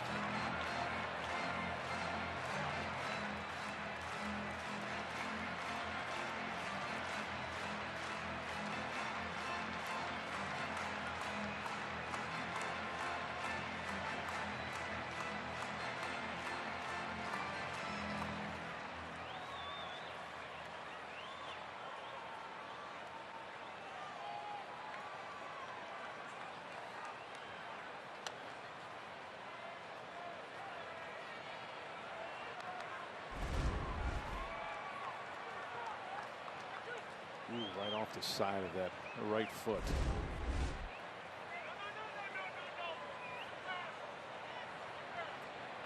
Rizzo calls timeout.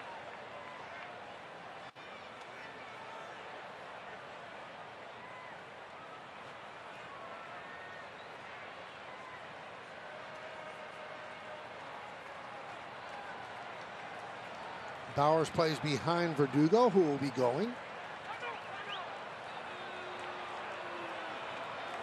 How did he call time twice? Well, the time before that, Uribe didn't give Rizzo time to look at him. And he tried to quick pitch him.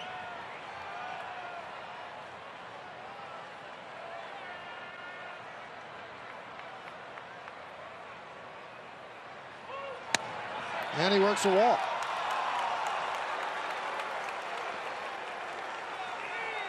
Rizzo's heard a lot of boos this weekend. They remember him with the Cubs. And Chris Hook, the pitching coach, comes out to talk with Uribe.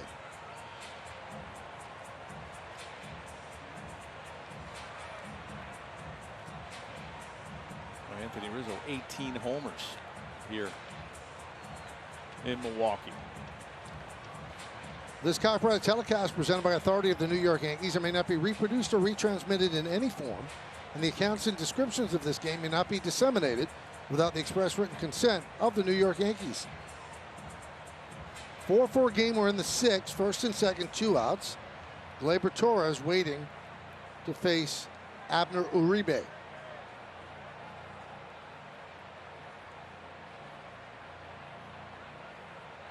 If you're Torres right here, you've got to look for a first pitch fastball and just unleash on it. Uribe doesn't want to get behind here. All the sliders that he's thrown has been down. Good chance you might get a heater.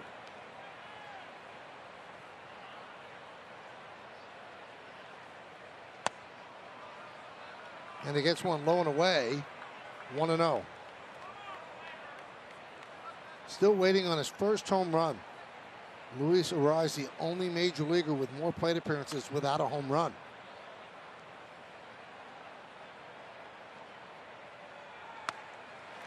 One and one.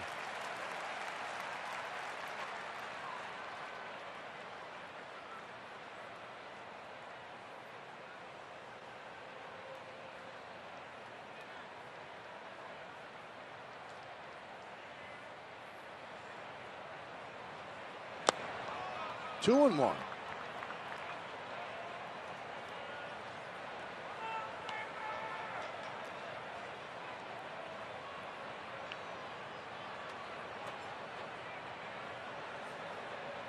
Verdugo at second, Rizzo's at first. 2 men out. In the 6th, 4-4. The thin righty deals. Grounded up the middle and through for a base hit. Verdugo being waved home. He rounds third. He'll score. A big RBI single for Gleyber Torres. And the Yankees retake the lead. It's 5-4. Well, real good at bat for Torres. He gets a fastball. He gets into a hitter's count, and it's right where he can handle it, and he hits it right back up the middle.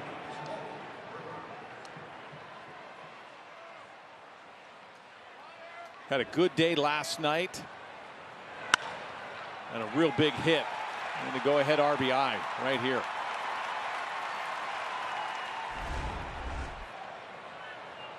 Oswaldo Cabrera takes high throw to second. Rizzo's back. We'd like to welcome in all of the fans that watched the Knicks beat the 76ers 97-92 to take a 3-1 lead in their best-of-7 series. Yankees are leading 5-4. We're in the top of the 6th inning. Judge with a home run in the 1st inning. Anthony Volpe on his 23rd birthday, a 3-run home run in the 5th inning. The Brewers then score 4 in the bottom of the 5th to tie the game. Big blow, a 3-run home run by Jake Bauers, and now Gleyber Torres with an RBI single gives the Yankees a 5-4 lead. So you're all caught up after watching the Knicks.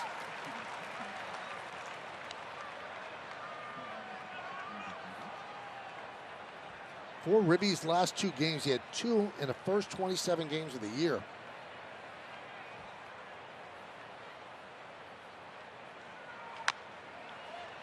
Nubbed in front of the plate, foul. Torres seemed very happy on the field after the game, talking to Justin Shackle. I don't know if it was the RBIs or just talking to Justin, but he's been struggling, and he's a better player than the way he's played. Well, I think both. I think he enjoyed talking to Justin and probably enjoyed getting interviewed after the game. He's like, wow, I came through. Well, they're coming to me. Huh? 3 hits last night, 3 for 6, 3 RBIs, another big hit. Maybe he's starting to get his swing back.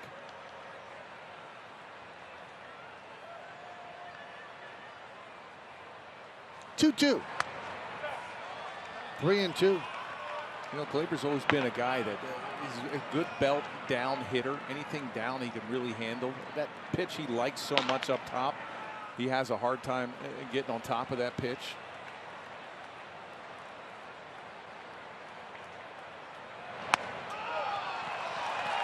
And another walk. 3rd walk by Uribe. And that loads the bases for the Yankees and Jose Trevino. Kind of weird watching Uribe pitch. He's got filthy stuff, but he's trying to be too cute, Jeff. Yeah, his slider's not good, and he keeps trying to go back to it and instead of staying with the fastball. And if you're Trevino here, you got to sit on dead red and hope you get something that you're able to handle and drive. You see, there's that slider. He's just not been able to throw it for strikes. So you're eliminating. He's only a 2-pitch pitcher anyway, so you're eliminating that pitch if you're a hitter right now.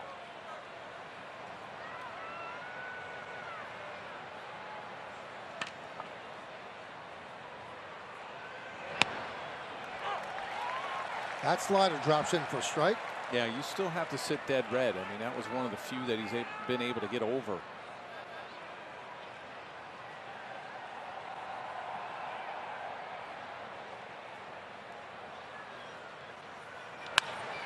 Driven into left center field. That is going to be a base hit. 1 run scores. 2 runs score. Cabrera goes to third. It's a 2-run single for Trevino. And the Yankees lead 7-4.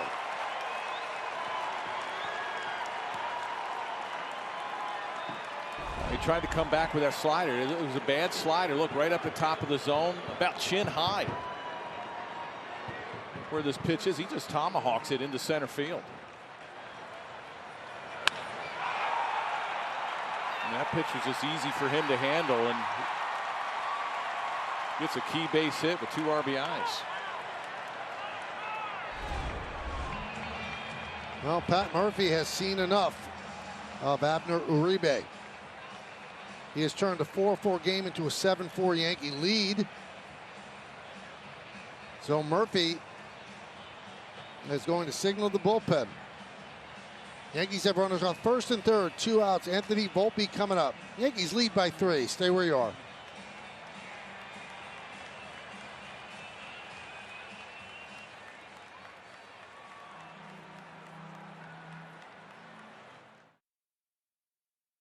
Birthday. Happy birthday, Anthony Volpe. Exactly. A big 3-run homer in the 5th. Big smile. Mom and Dad in the stands. Got to witness that.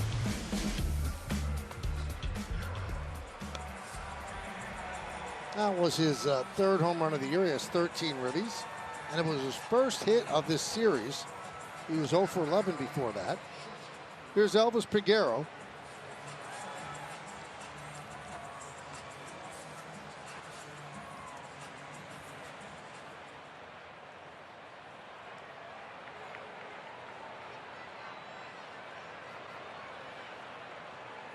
First and third, 2 outs.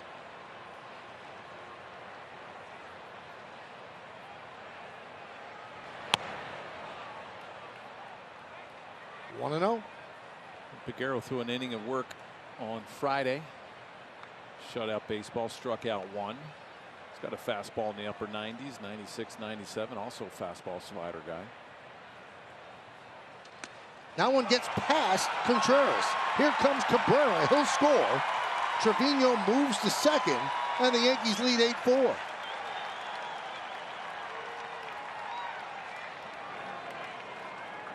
No chance for Contreras.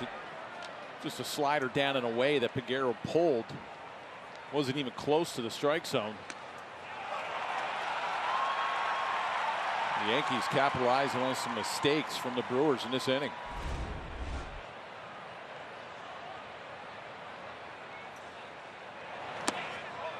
Same type of pitch as Contreras saves that one.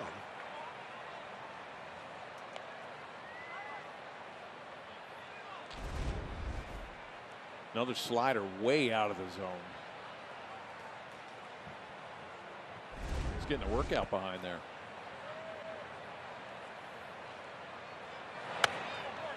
And Volpe with a walk. So first and second, 2 outs. That brings up Soto, the 9th Yankee to come to the plate.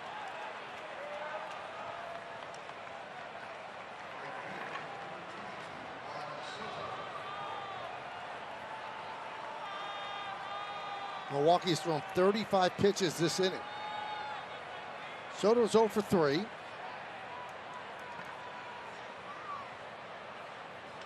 Line drive, it's a base hit. Trevino rounds third. They'll wave him home. He'll score. It's an RBI single for Soto. Yankees pouring it on. They lead 9-4. We have 2 pitchers this inning with the inability to get their breaking pitches over. Uribe couldn't get a slider over, and Peguero the same way. So the Yankee hitters are just sitting dead red, and that's exactly what Soto got. A fastball right down the middle, and the first pitch he sees, base hit RBI. Well, there's no hangover from the 15 runs that the Yankees got last night. 9 again today. Here's Judge, who's getting booed lustily. Judge breaking up the double play by the return throw to first hitting the oven mitt. That's why this inning transpired. Because if that's a double play, then all of a sudden, stands pop up to second as the final out. There's no runs on the board. That's why the crowd is booing Aaron Judge. Yeah, and it was one of those plays that it's not reviewable. And, you know, if you look at the second base umpire, Visconti, or actually Thomas, and here's the play here. You know, Thomas is looking at the bag to make sure that Adames is getting and tagging the base with his foot and staying on there. He's probably not paying attention to the slide. And it's cost the Brewers. Runners go.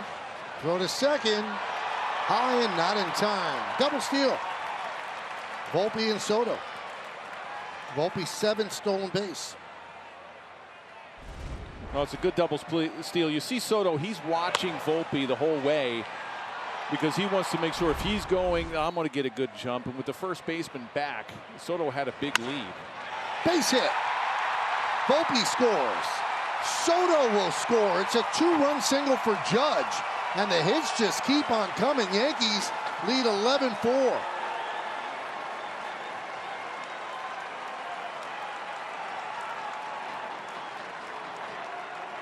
Well, when you become a one-pitch pitcher like Peguero has in this inning, can't get over his slider. Nice swing.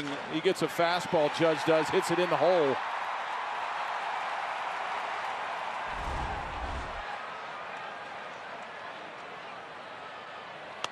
Pitch outside to Verdugo. So Judge with 3 ribbies on the day. And for the second straight game, the Yankees have scored in double digits. Before last night, they had not done that for 108 straight games. That one gets off the glove of Contreras, and Judge lopes into second. Yeah, I got to say that was a pass ball.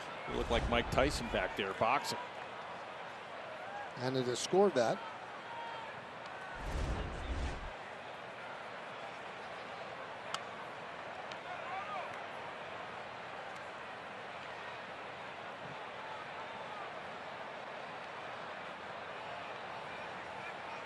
The 2-0.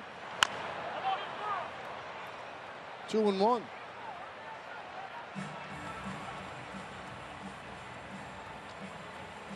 Four hits and 4 walks and a wild pitch by the Brewer pitching this inning. You cannot give good teams extra outs, and that's exactly what the Brewers did against the Yankees here in this inning.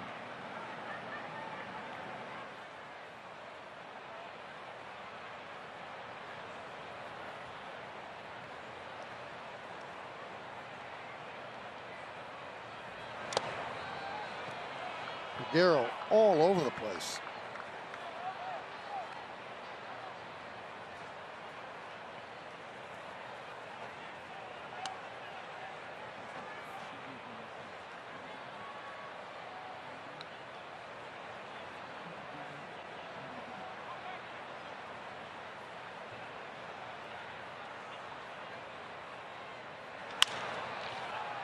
And this should finally do it as Verdugo 0 for 2 in the inning, but the Yankees score 7. An offensive explosion. A big hit for Gleyber Torres. Trevino. Soto. How about a little Judge? There you go, 11-4 Yanks.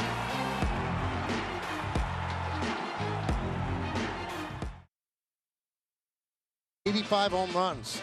Stole 106 bases on the Yankees twice, on the Brewers in '96 and '97. Mets, Devil Rays, Braves, Marlins. Name that Yankee. Boy, was Boone chapped that he could not get. Took him a while. He didn't get it. They had to give him hints. Phone a friend.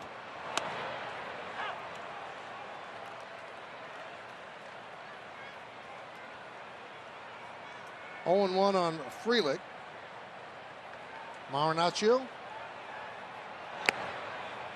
got 3 outs in the 5th in relief of Marcus Stroman, so he's the pitcher of record at this point on the winning side. Uribe on the losing side.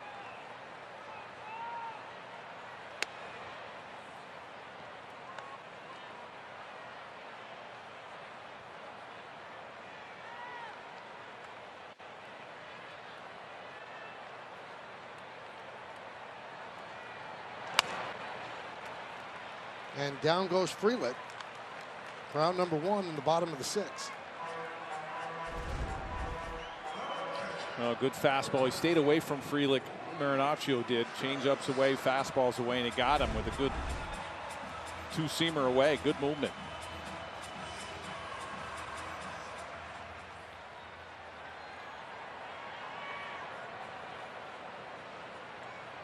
Here's Contreras.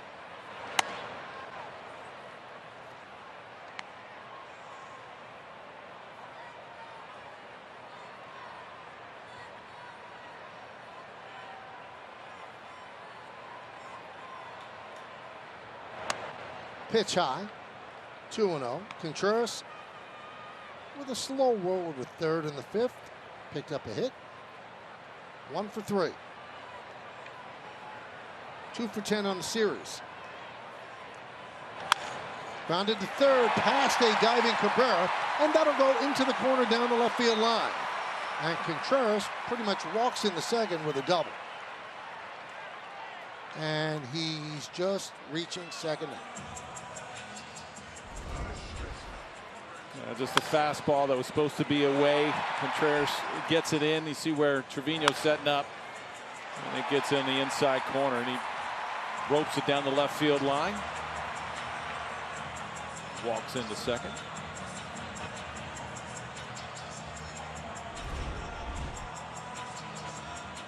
Boone takes the ball from Marinaccio. Ian Hamilton's been warming up. Looks like he'll come in. Yankees lead.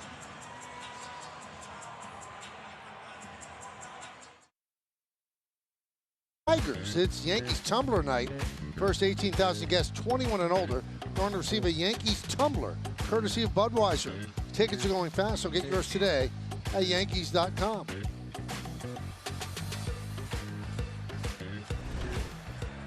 Ian Hamilton, a lot of controversy when they didn't bring him in on Friday, but he was unable to go. He had general soreness, told Aaron Boone before the game. Aaron Boone, of course, doesn't tell the media before the game because that would be telling the Brewers before the game. So they had to use Tonkin, who ended up losing the game. Yeah, you have a 7-run lead. A little surprised they didn't ride Marinaccio a little bit further. Inning a third for Marinaccio. One hit, his runner still on second. Got a big 4-game series against the Orioles coming up. You would like to have Hamilton, and hopefully you don't go to Holmes today. Big cut by Adames. Top of the 9th inning in Baltimore. The A's lead the Orioles 7-6.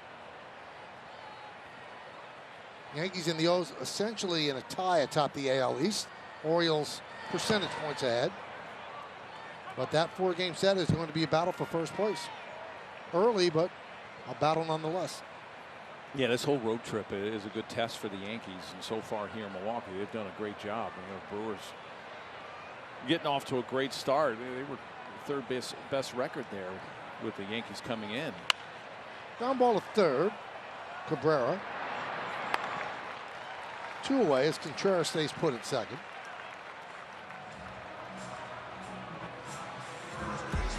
Let's take a look at Jake Bauer's home run on StatCast 3D by Google Cloud. 108.8 off the bat. Traveled 387 feet. Good for 3 runs. After that, Gary Sanchez was walked by Stroman, and then Stroman taken out of the game. But the Yankees bounce back with a 7 spot in the 6th. Now, we're talking about that Orioles series. Want to remind everybody, each of the games on Monday, Tuesday, and Wednesday, 6:30 starts. Not like in New York, it's a 7 o'clock start. 6:30 starts, first pitch.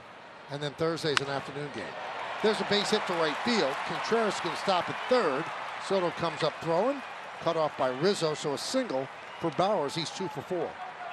Why they do the 6:30 starts? I don't get the 6:40, the 6:30 starts. I don't get it. It's your hometown, man. I know. What are they doing? So you got those games, and then a 1:05 start on Thursday. Yankees return home. 7:05 Friday against the Tigers. 1:05 on Saturday. 1:35 on Sunday. I don't understand the whole thought process. And the whole league does the 6:40, 6:35 weekday starts.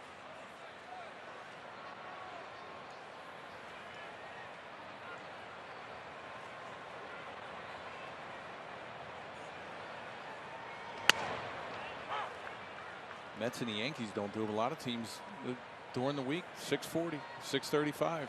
Yankees did try it for a couple of years. They tried some 6:35 starts, and I think the fan base likes 7 o'clock more.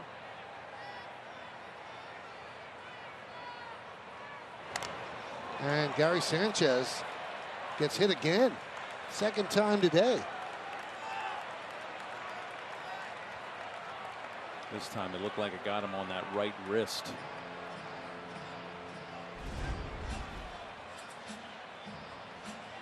Yeah, right on that back right wrist. Got him in the left forearm in the second inning, then this time right in that wrist in the right hand.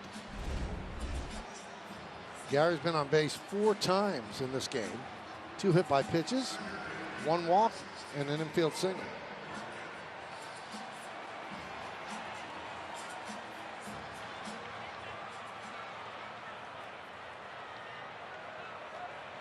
Here's Perkins with the bases loaded.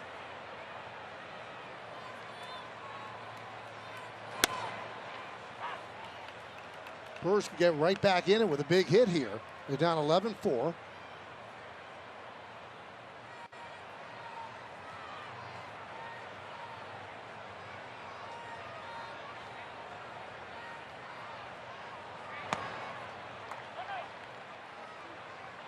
One and one.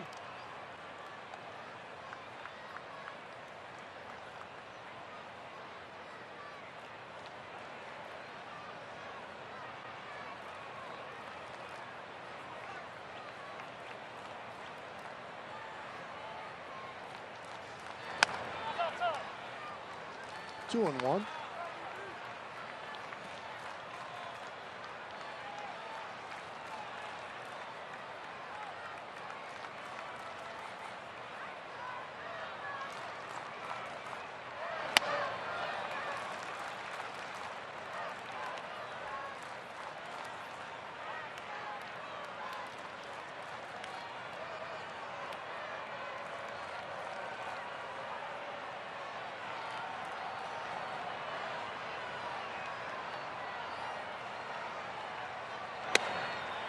Three and two.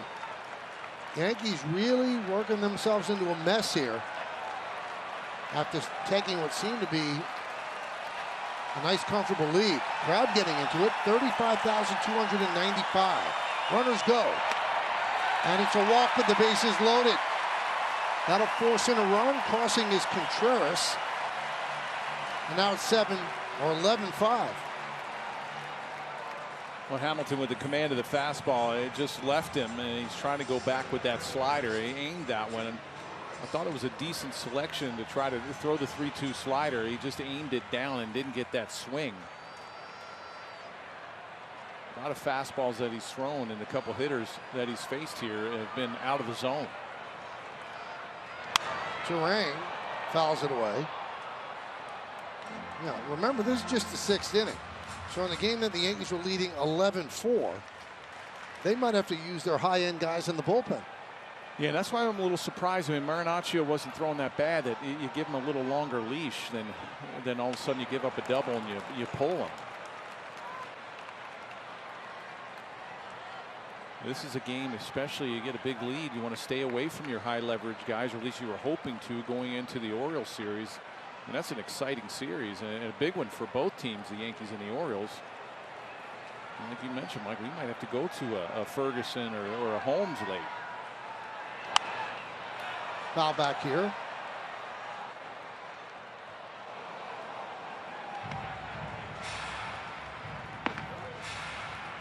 And there's Caleb Ferguson.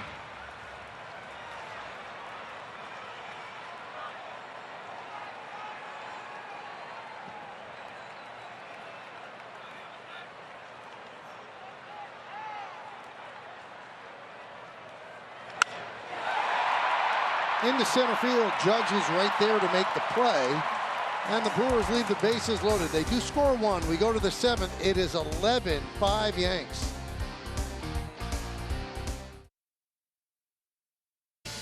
And the answer is Gerald Ice Williams. He was a tremendous guy, the late Jared Williams. Great teammate, always smiled. Overall, this year's been excellent. But This was a 6-hit game against the Orioles at Camden Yards. Base hit. The dribbler up to third base. Bouncing into left field. Williams does it again. Line drive, base, and a good week tonight. And just as Gerald got his 6th hit, Stanton picks up a hit to start the 7th inning.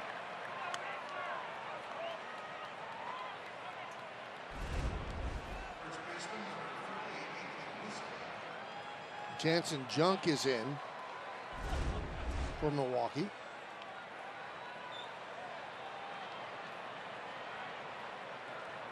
High ERA, almost 5. He threw an inning, gave up 2 hits last night. Snap go to first, Stanton back. That was a get out of the way swing by Rizzo.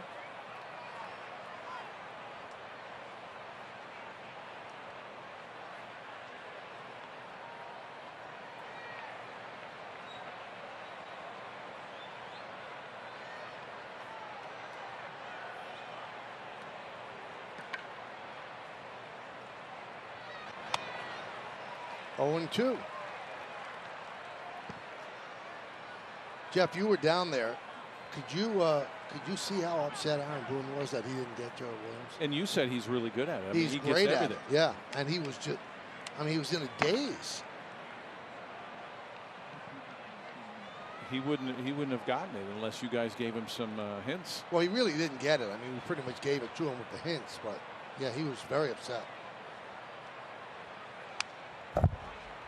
And then once he got it, he did an imitation of Gerald. Gerald famously, when he was with Tampa Bay, got hit on the wrist by Pedro Martinez. And he's walking down to first base, and he's looking at the wrist, and then he looks at his wrist like, what time is it? And then just makes a quick left-hand turn and goes right at Pedro. And it was an unbelievable brawl. And he was one of Derek Jeter's best friends. Yep. He was a great teammate. I remember playing against him when I was in Seattle, especially in the early 90s before I came over to the Yankees. And great outfielder, really good arm. And he made a catch in center field on Dwight Gooden's no-hitter in the first inning that actually helped make history. And I actually think he was down, he was in left field the last game in Game 5 of the ALDS when the Yankees played the Mariners when I was in Seattle in '95. When Edgar Martinez hit that ball down the left field line. Was he playing left field then? I know that Buck really stayed with Deion James a lot. I'm not sure if it was Joe.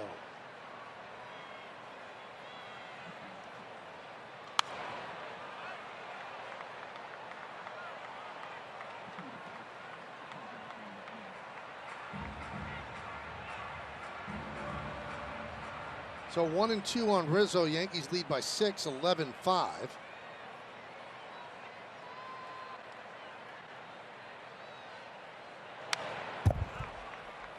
Still 1-2.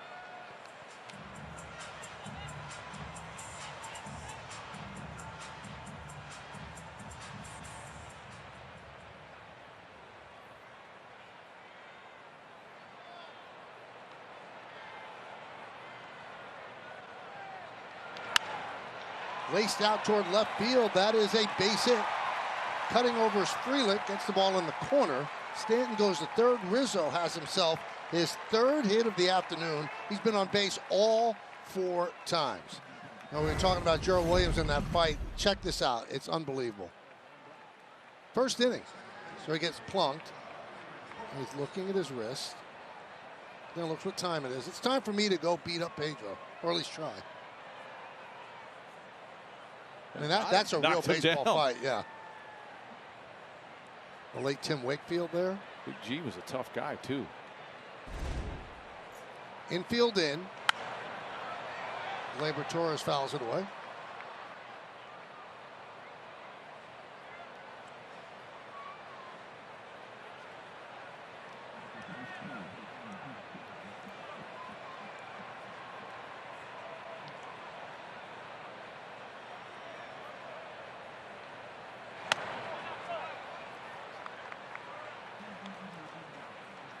1-1 on Gleyber Torres. Big RBI single in the 6th inning.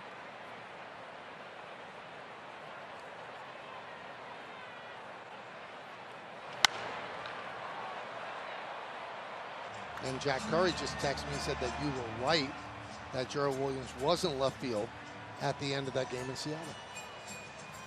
Yeah, I can remember the cutoff when Edgar hit it down. Griffey scored from first. And Gerald did have a great arm.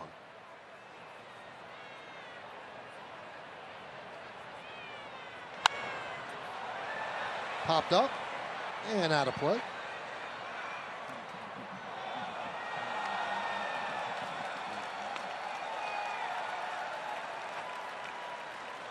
That might have been the fastest that I've ever seen Ken Griffey Jr. run that time.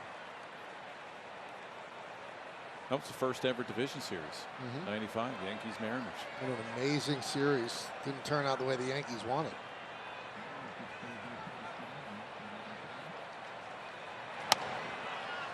Many people assume that that kind of saved baseball in Seattle, not particularly that play, but making the playoffs in a late run. Well, the Mariners were talking about going to Tampa. And that was it, because they wouldn't build them a new stadium. And the last 2 months, August and September, that Kingdome, almost a sellout every single time. Probably the loudest. Old Yankee Stadium was the loudest outdoor stadium I've ever played in. Popped up behind the plate. Contreras makes the play. The Kingdome was the loudest inside stadium that I've ever played in. I mean, I was sitting in the bullpen. I had to yell to the guy next to me just to get something across to him. Because there was no escape for the sound. No. I mean, that's where the 12th man in football, where the Seahawks came about. A lot of false starts in the NFL at the Kingdome because of the fans and because of the noise. Infield in for Cabrera. And a base hit. Stanton scores. Rizzo will go to third. It's an RBI single for Oswaldo. And it's 12-5 Yankees. Second hit for Cabrera. Well, nice at bat. You get that run back that the Brewers scored in the bottom half of the 6th. He gets an off speed, a little cutter inside, and just smokes it with the infield drawn in. Now you have to wonder how many runs do the Yankees need before we see a position player again. Because I did inform Aaron Boone that Oswaldo Cabrera told me that he can pitch and would like to pitch. So Boone said, well, if we come to that situation, maybe I'll use him. Oswaldo also tipped me off on something, Jeff. Oh, yeah? He's got a Jeff Nelson delivery for 2 strikes. Well, they're going to have to score a few more runs before we see that. Yeah, I don't think Boone's comfortable enough with just 7 runs.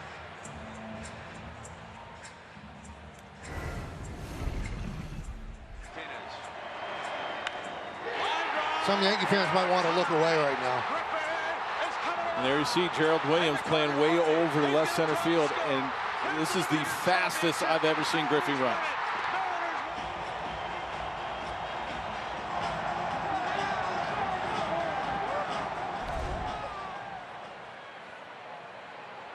Turned out okay for me. How so? I was on the Mariners. I know, but then you got traded to the Yankees, and it didn't happen again. Look at you. Got hair then. I did. I let it grow a little bit. Still can't see the stash. Tim Belcher. Remember Tim Belcher in New York? Didn't like the cameraman too well. I think that was extra innings. That game, I think, went till about 1 in the morning. Yeah, that was Leyritz. Yeah.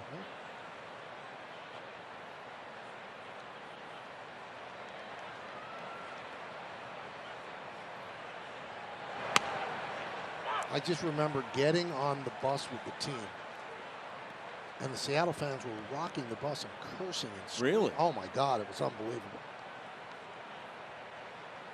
Well, they charged the field, and they took the mound up. They were cutting pieces of home plate. Trevino lofts one to right field. The catch is made by Trujillo. Scoring is Rizzo. sac fly for Trevino, and it's 13-5 Yanks. Things I will always remember about that game, Jeff, walking into the Yankee clubhouse, looking into the manager's office, and Buck Showalter with his head on his crossed arms sobbing, and then interviewing George Steinbrenner for MSG after the game, and George saying, we'll make a lot of changes, and we will be back. And he made a lot of changes.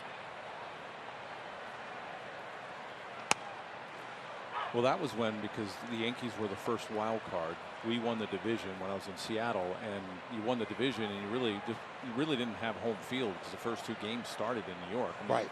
You wound up because it went 5 games. Volpe pops it up. But we were down 2-0. We already used Randy Johnson just to get into the playoffs, so the Yankees didn't see Randy until game 3. And we figured, okay, we're going to have game 3 because Randy's throwing, and we'll probably still be down 2-1. Then John Wetland couldn't close game 4, so they didn't want to use him in game 5, and they used Jack McDowell, who wasn't a closer, obviously. Well, I know some of our hitters, and that's when Mariano Rivera was there, and he was dominant still. But they didn't know who he was yet. Right? And they said if he threw more, the Yankees might have advanced to the ALCS. And if they advance to the ALCS, there might not be Joe Torre. Right. Buck Showalter could still be the manager. You never know how Tino history and I changes. probably still in Seattle. You're right.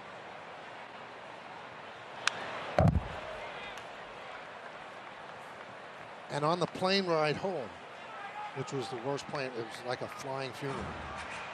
The whole team crying, everybody coming over and saying they were sorry to Mattingly. Really? And Mattingly was very content because on the biggest stage, which he'd always want, he hit it over 400. He did great. But they were upset for him more than for themselves.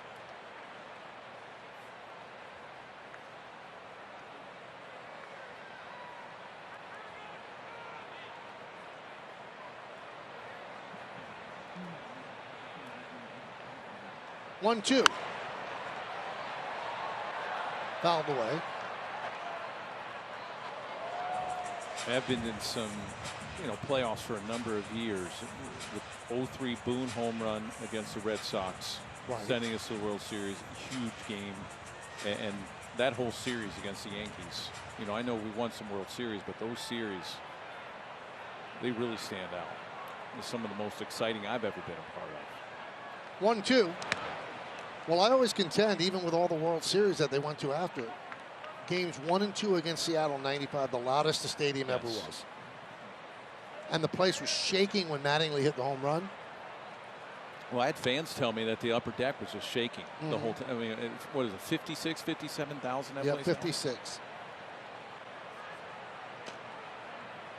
And the great Gary Thorne call, hold on to the roof. Fouled away as Volpe continues the battle. 3-run home run in the 5th for Volpe. He also walked and scored in the 6th. 1 for 3.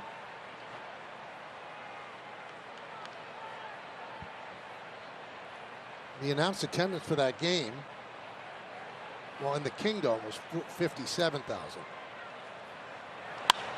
Line to right field. That is a base hit in front of Churrillo. Cabrera will go to third, and the Yankees keep pounding out hits. That's their 13th of the day. Well, this is a great sign. If you're a Yankee fan, I mean, you look at these last 2 games and some of the guys in this lineup that have been struggling. Last night, you had Torres and Rizzo, Stanton. You had Judge come through again. Volpe, Judge. These guys are starting to swing the bat, and that's a great sign going into Baltimore tomorrow. Well, meeting with Contreras and Junk. Soto's waiting.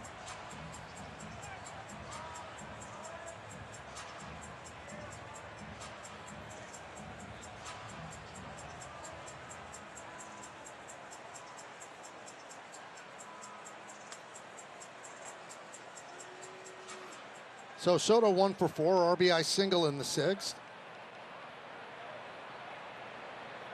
First and third, 2 men out.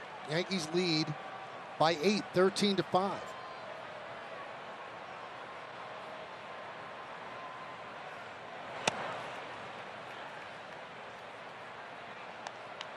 One and 0.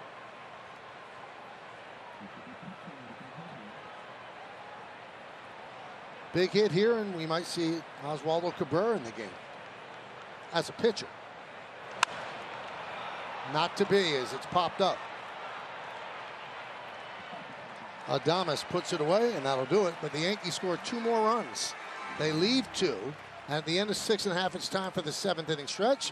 Yankees 13 and Milwaukee 5, but we'll stay right here as they honor America in Milwaukee, Wisconsin. America, led by Bob Kozlowski from Brewers Guest Services.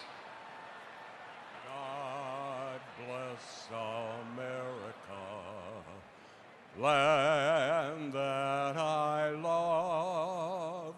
Stand beside her and guide her through the night with the light from above.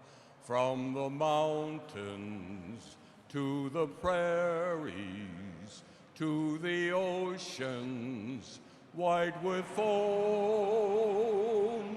God bless America, my home, sweet home.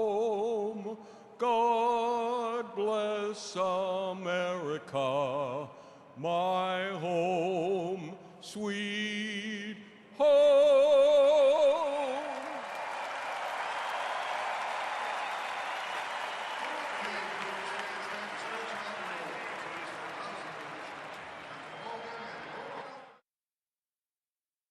Big day on his 23rd birthday. Jake Bauers, a 3-run home run against his former team. And the Yankees have scored 34 runs this series. And Michael Tonkin will get another try for the Yankees as he will start the 7th inning. Yeah, really tough luck the other day pitching in extra innings. The Yankees had a lead in the 10th. Get that placed runner, and then all of a sudden he loses it in 11th. That's a tough way to start your Yankee career.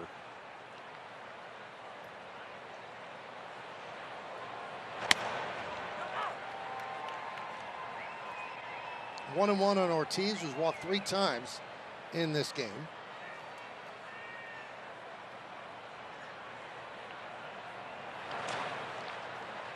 Grounded to third.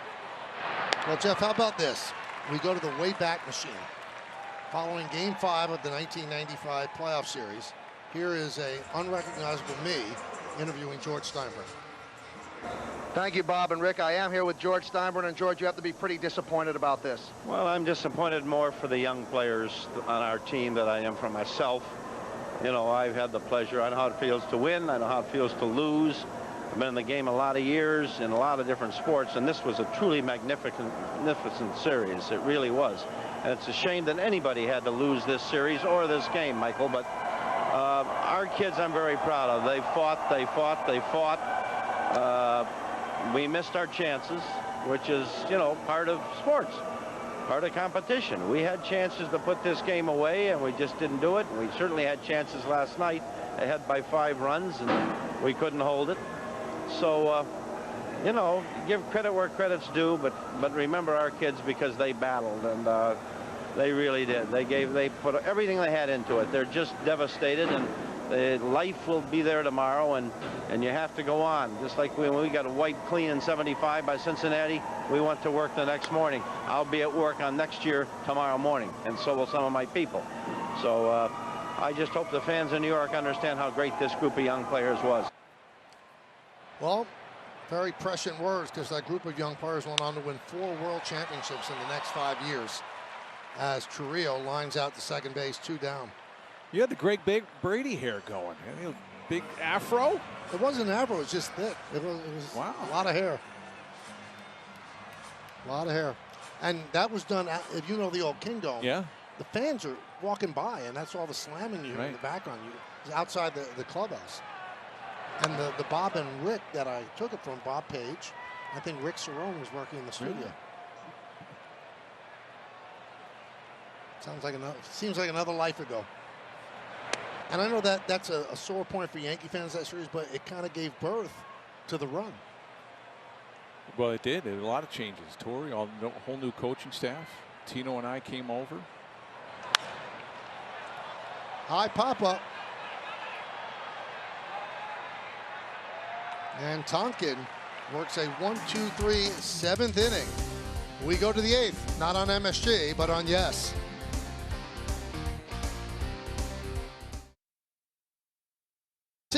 With the pregame, and take note that the first pitch is scheduled for 6:35. 6:35. Remember, if you get Yes on TV, then you get the Yes app for free.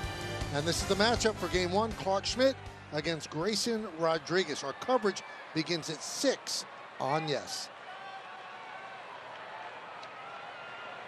Junk's still in there. He will face Judge. Judge with a home run. Has 3 ribbies on the day. Also walked.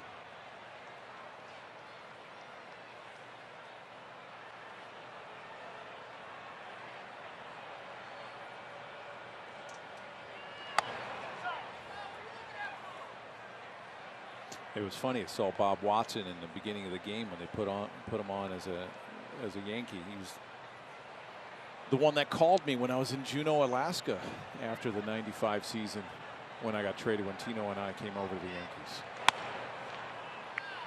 Now, Paul O'Neill tells the story that he was, kind of crestfallen when he got traded, until he talked to his dad and said, "This is the best thing that could happen to you." Did you think it was good or bad when you got the call?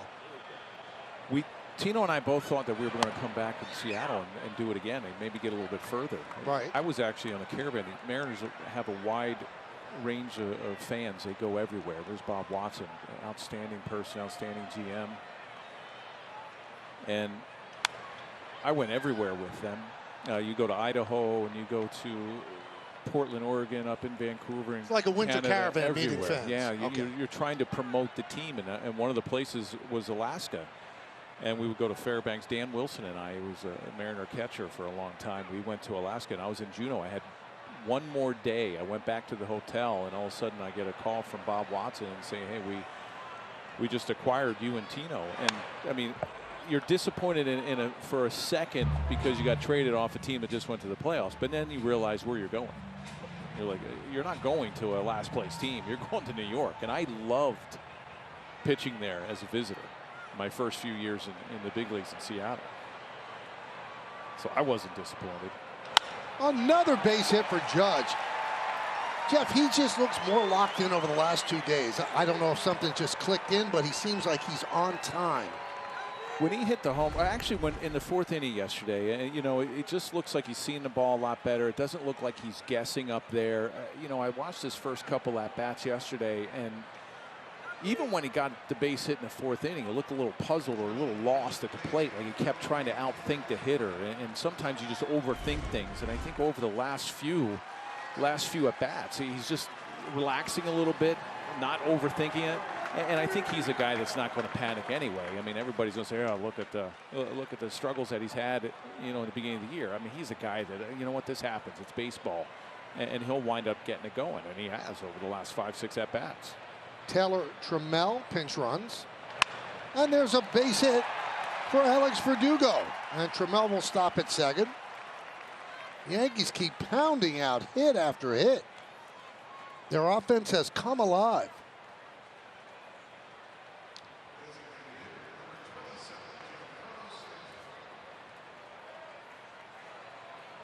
"15 hits for the Yankees, 13 runs.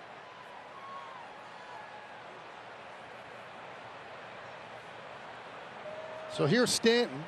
Singled his last time up. He's 1 for 4.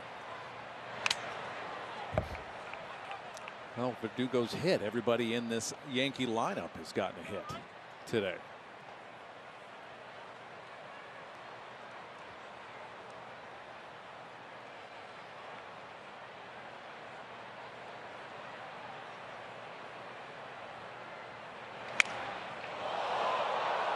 Shattered bat. Ball goes one way. Short of the bat goes another.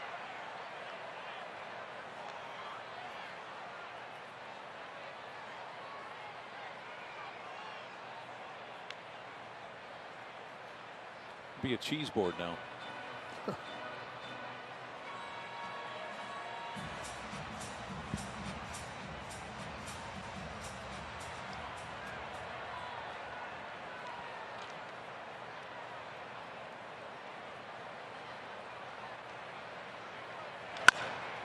Chopped to short. Let's see if they get two. There's one, and there's two. Doubling up Stanton, 6-4-3, as Trammell moves to third.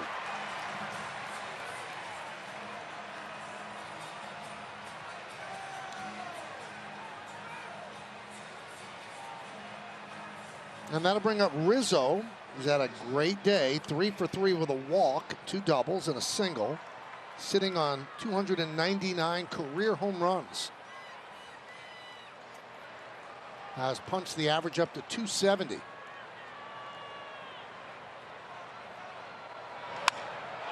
High fly ball, deep right center. That ball is gone. See ya. Home run number 300 for Anthony Rizzo. A 2-run shot, and the Yankees lead 15-5.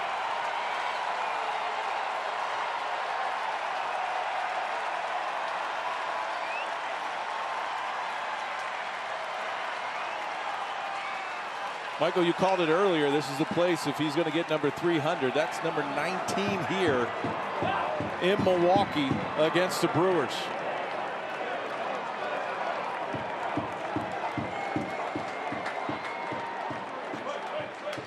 And they know it's his 300. You can see the reaction is more than just a home run. 161st player in big league history to hit that number 300.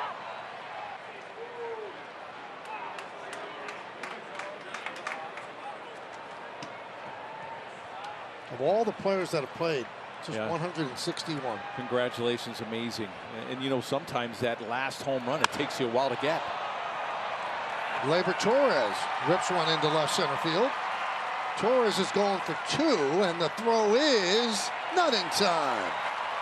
An extra base hit for Torres, his second hit of the afternoon. Gets a first pitch fastball in, and he's saying go, go. And it just gets over the wall, number 300. Congratulations. Outstanding.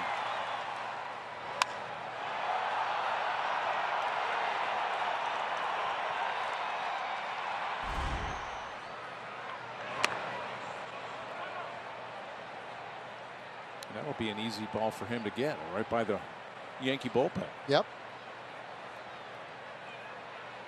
No trades will have to be made. No bartering.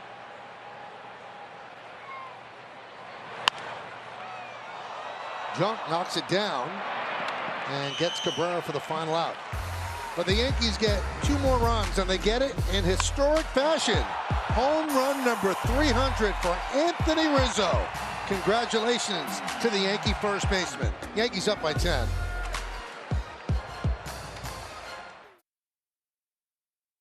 Series, a 4-game set with the Orioles. It's all coming up on the WB Mason Yankees postgame. Contreras leads off against Tonkin and takes a strike. Changes for the Yankees. Jones is at third. Cabrera moves from third to first. Grisham takes over in center. Trammell takes over in right. Contreras could not hold up. It's 0-2.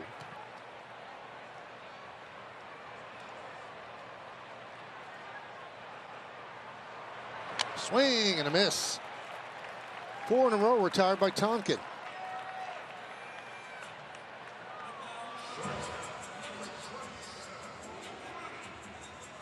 Been quite a journey for Tonkin. Pitch for the Mets, designated for Simon. Pitch for the Twins, designated for Simon. Picked up by the Mets, pitched for them again, designated for Simon, and now here with the Yankees. And this is all in the month of April, March and April. And he told Justin Shackle that he had, an apartment in the city when he made the Mets team, and he gave it up when he was released. So now he's looking for a place to live. 7 big league seasons.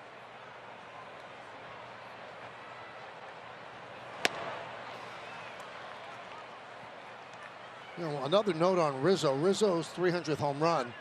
He's the 12th active player in the majors to hit 300 or more home runs. Stanton, Trout, Votto, Goldschmidt, Arenado, Freeman, Machado, base hit, J.D. Martinez, Bryce Harper, Carlos Santana, and Andrew McCutchen. So Rizzo joins that list as Adames picks up a single. Well, it's an incredible accomplishment. 300 home runs.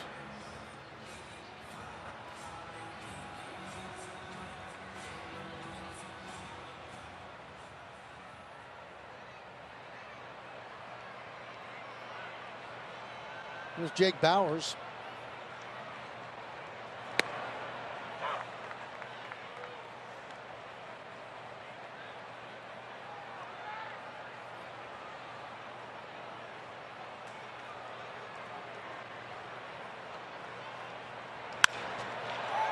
Fly ball into left center. On the run is Verdugo. He can't get it, and it bounces over the wall for a double.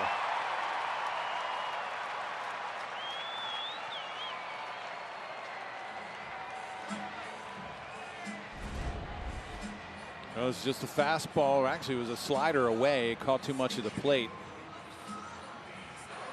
It hits the warning track, bounces into the Brewers bullpen. There you see just over the head of Verdugo.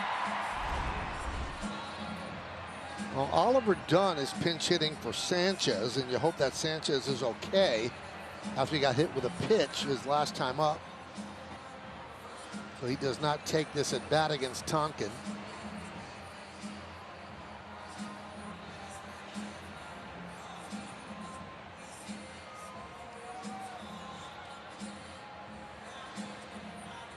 I think you and Tonkin could see eye to eye in terms of height. Is he 6'6"? He's a tall dude. He was looking down at Jose Trevino.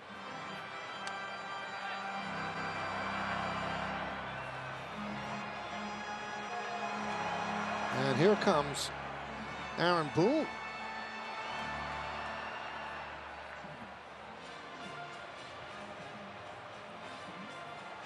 Going to take the ball from Tonkin and go to the bullpen.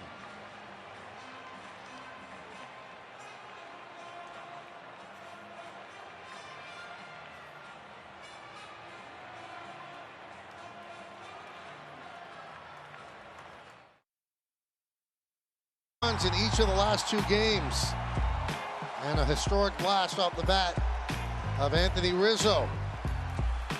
His 300th career home run. Bye-bye, see ya. It's been that sort of 2 days here in Milwaukee. Yankees rolled up the barrel of hits. 30 runs, 7 homers in 2 days. 36 runs in the series. So Caleb Ferguson comes in, and Dunn fouls it back.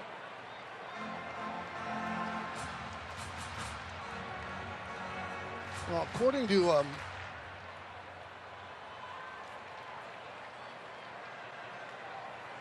our friend Katie Sharp on X, Yankees scoring 15 or more runs in back-to-back games. It's only happened 5 times in their history. Last time it happened was July 21st and 22nd in 2007. Then August 25th and 26th in 1938. May 23rd and 24th in 1956. June 15th and 17th in 1930. Don't happen that often. No, because we have an outstanding staff, and I don't feel like looking it up. What's the most runs in a 3-game series that the Yankees have scored? Do not know. That outstanding staff is going to have to find out. Right.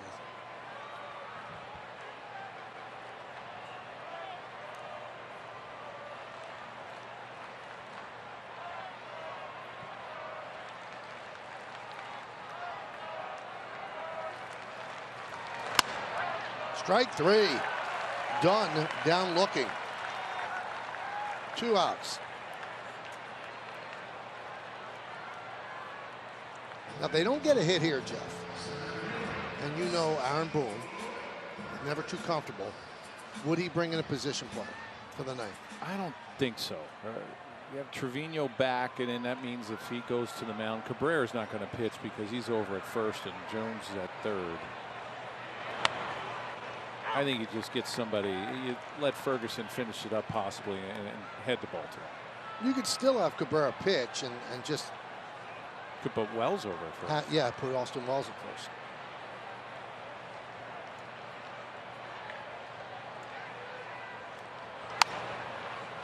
Oh and 2. Perkins 1 for 3 with a walk. Walk with the bases loaded, so he has a ribby. Oswaldo's itching to get a chance.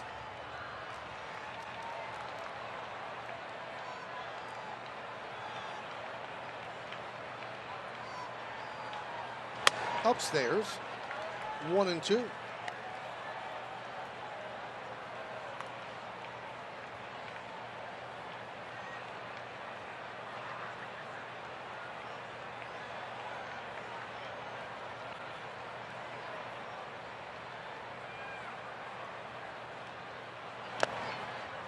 Two and 2 on Perkins.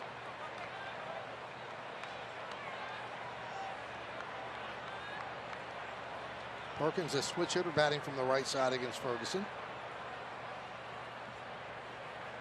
Brewers have left 13 men on base today. And the count is full.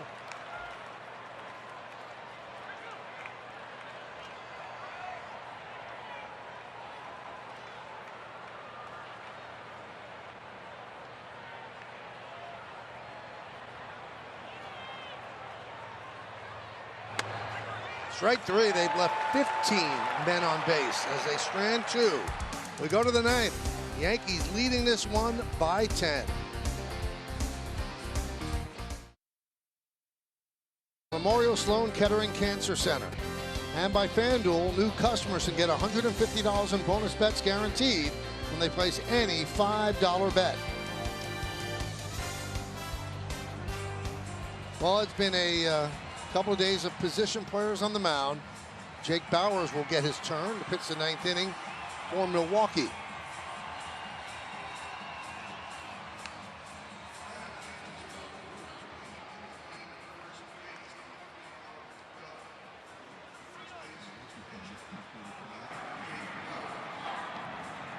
Gonzalez is warming for the Yankees.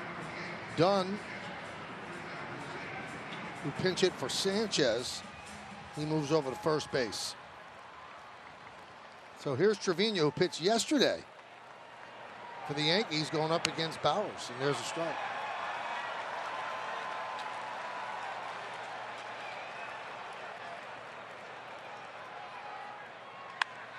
And a base hit for Trevino. Trevino with his second hit.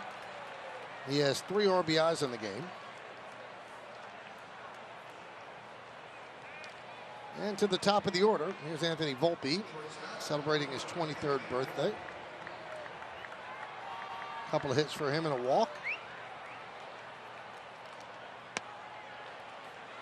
Bauers has that little hesitation. You gonna break him down? Yeah. Fastball about 59, 60.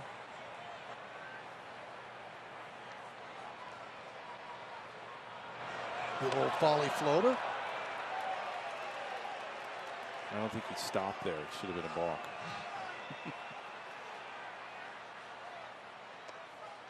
And there's a walk to Volpe.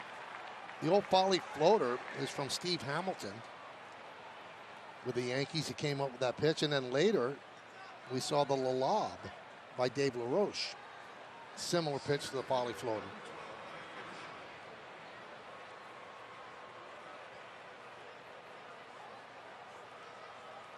Here's Grisham, his first at bat, pitch outside.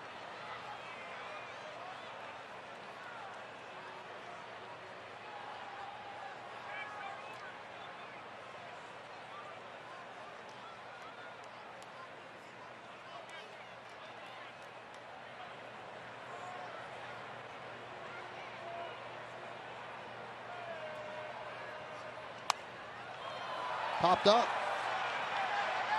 And Bauers, a position player, said, I'll have it.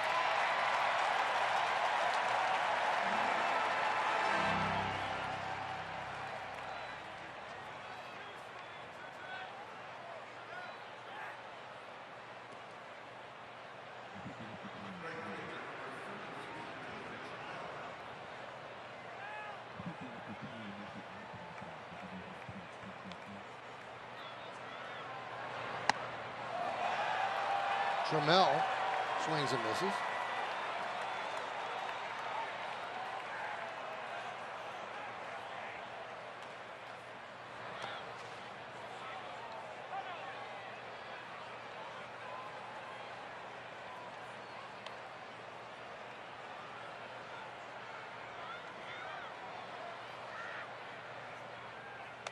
Pitch upstairs.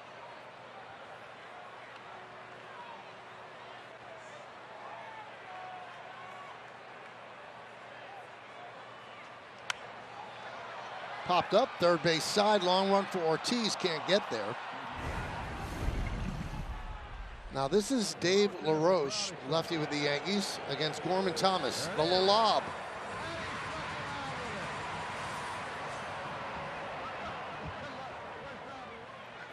Now there's also, that one's foul back here, Steve Hamilton struck out Tony Horton, who asked for the volley floater. I mean, this is a famous part of Yankee history, and he struck out, or made out on the volley floater, and then called back to the dugout.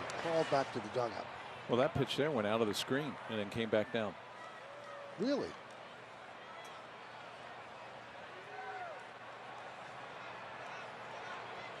Well, if Trammell connects, or a ball gets loose out in right center and hits one out, I think that might make Boone comfortable enough to go position player, but we'll see.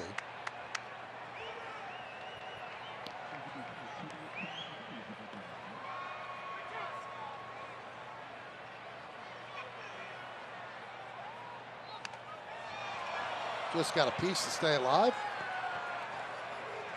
You just don't want to strike out. No, that would be, then maybe Trammell crawls back.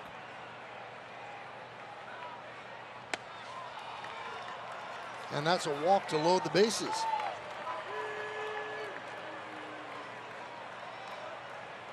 Now it's a chance for Alex Verdugo to pad his stats. Bases loaded, one man out.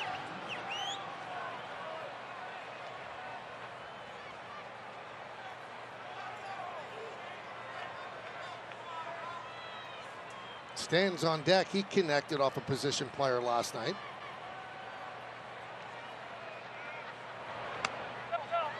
One and 0.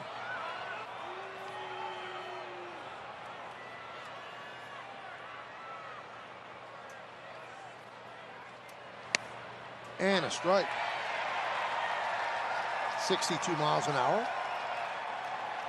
Mocking cheer from the crowd here that's left at American Family Field. Foul back.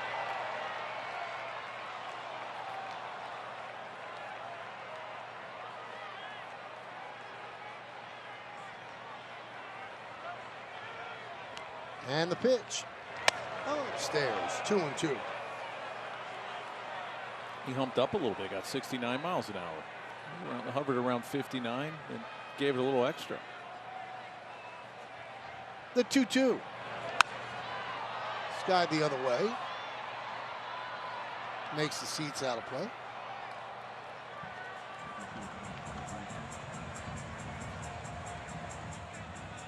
Much better at bats for Judge to look at on the iPad these last 2 days. Rip foul.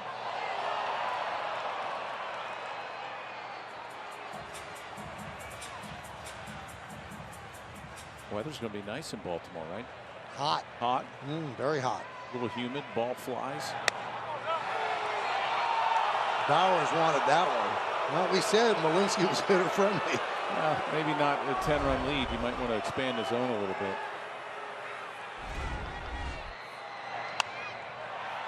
High fly ball, shallow right. Trujillo comes on, makes the catch. Runners stay put.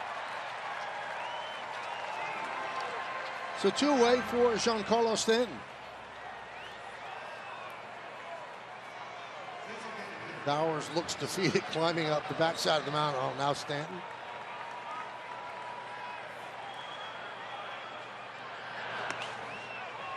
Yeah, this is like in softball when you throw the ball and you immediately start running backwards. Yes.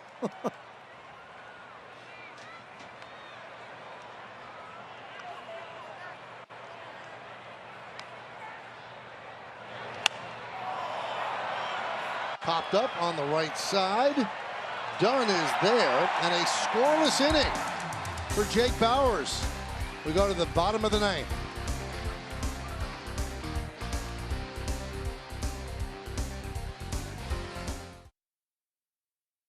Fastball, 3-run homer for his 23rd birthday.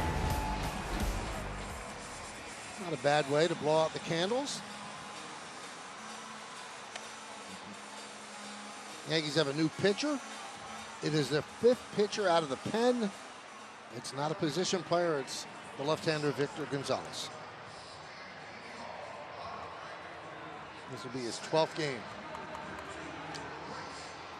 Yankees do have an off day the coming week. Next off day is a week from tomorrow. So 7 games in a row, 4 in Baltimore against the Orioles, and then 3 in New York against an improved Tiger team. Here's Trang.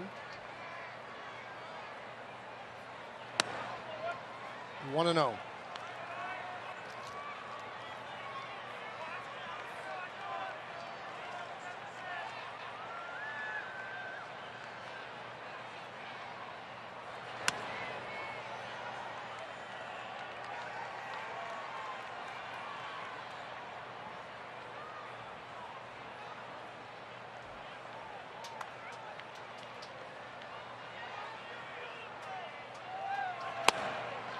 Yankees on the verge of winning another series. Keep doing that. You're going to be on your way to 100 wins. Yankees come into the game 18-10. So they hold on. They go 19-10 over 29 games. It's a pretty good pace. Yeah, and it was a good test for him here in Milwaukee when the Brewers have gotten off to a great start. Yankees come in here, win 2 out of 3. Get some guys right offensively going into Baltimore. That's going to be an exciting series as well. 2-2 on Bryce Durant. Bryce is 0 for 4.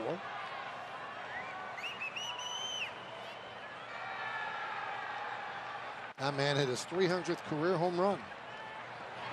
Outside, 3-2.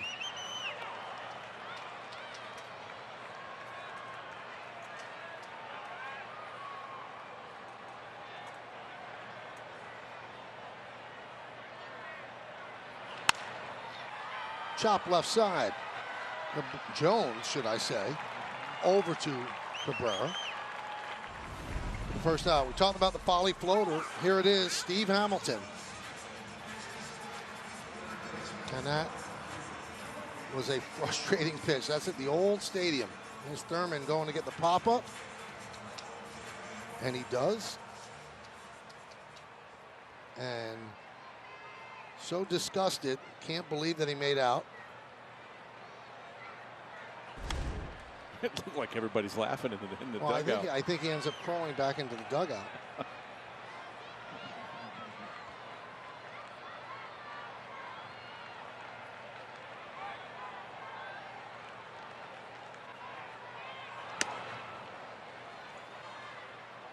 Looks back at Hamilton and says, I'm done. I am done. And Hamilton stepped, and then he threw the ball. Yep. Hesitated.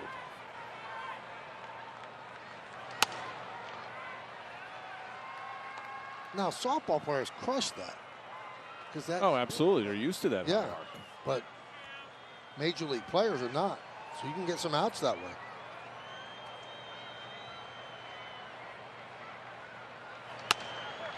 And a walk to Ortiz, his 4th walk of the game. What a series for him. 4 for 9, and he has 4 walks in this game. Pitching around the 8-hole hitter.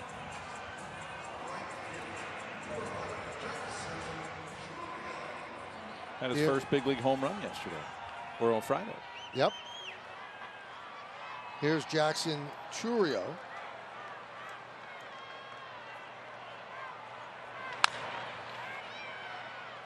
Grounded foul.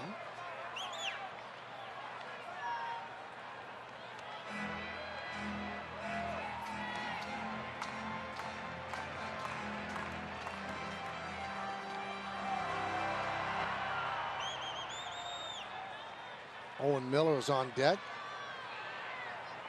Pinch hit for Frelick.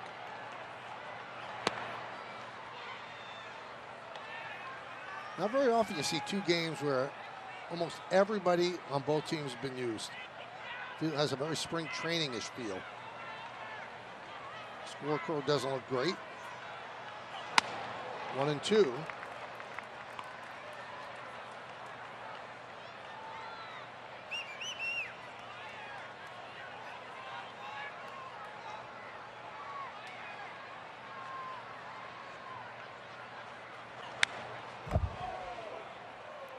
You wonder how long they will hang with Churio before sending him back down, just because they signed him to that contract. Now, they certainly don't want to be wrong, but you don't want to put him behind such a hole here that he can't climb out of it.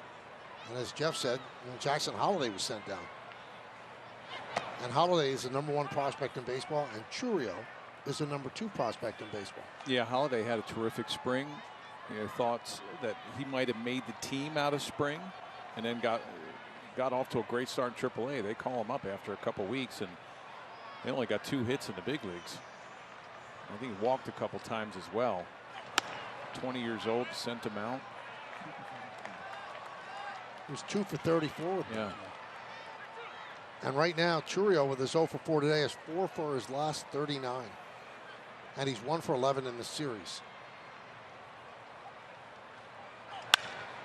Lined into right field and caught by a sliding.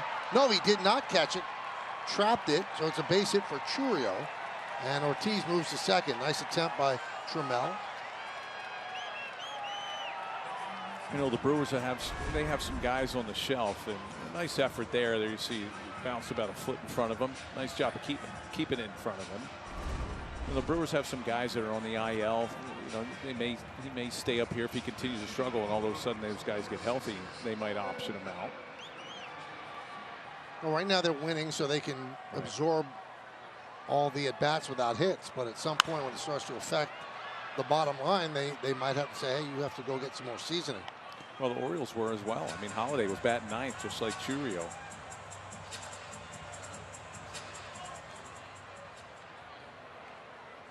You don't want guys lingering around the big leagues and struggling at a young age, and the next thing you know, it starts messing with their head. It's easier to just say, hey, go down, get right. Who knows how long Holliday will be down. Maybe he's down for a month. Maybe he's down for a couple weeks and then back up.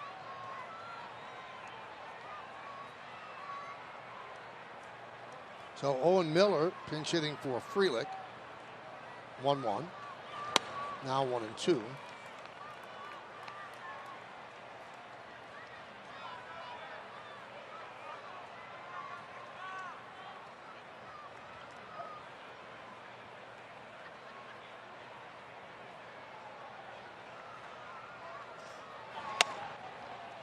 Two and two.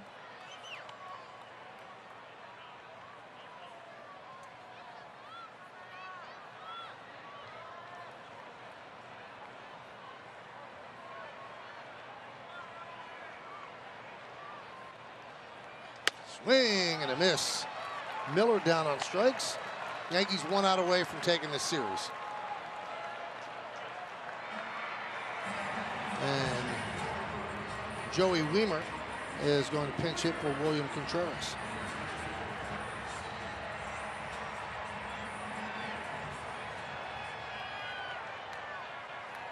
(15-5) Yanks. 15 runs yesterday, 15 runs today. So scoring in double digits 2 days in a row after having their second longest streak in the franchise history of not scoring in double digits. 108 games before yesterday. The longest streak, we mentioned this earlier, 165 games, crossing between the 1970 and 71 seasons.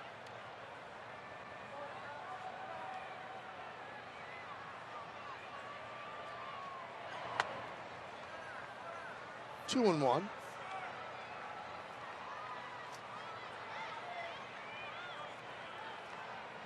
So the Yankees' only loss will be the extra inning loss on Friday.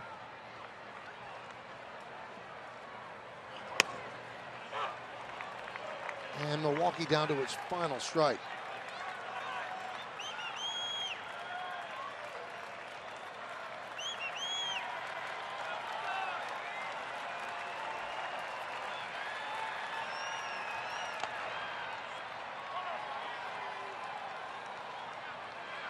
3-2.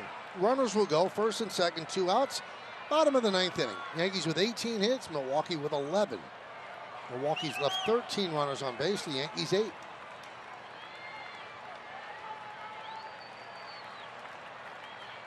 Gonzalez deals the payoff. Foul ball, they stay alive.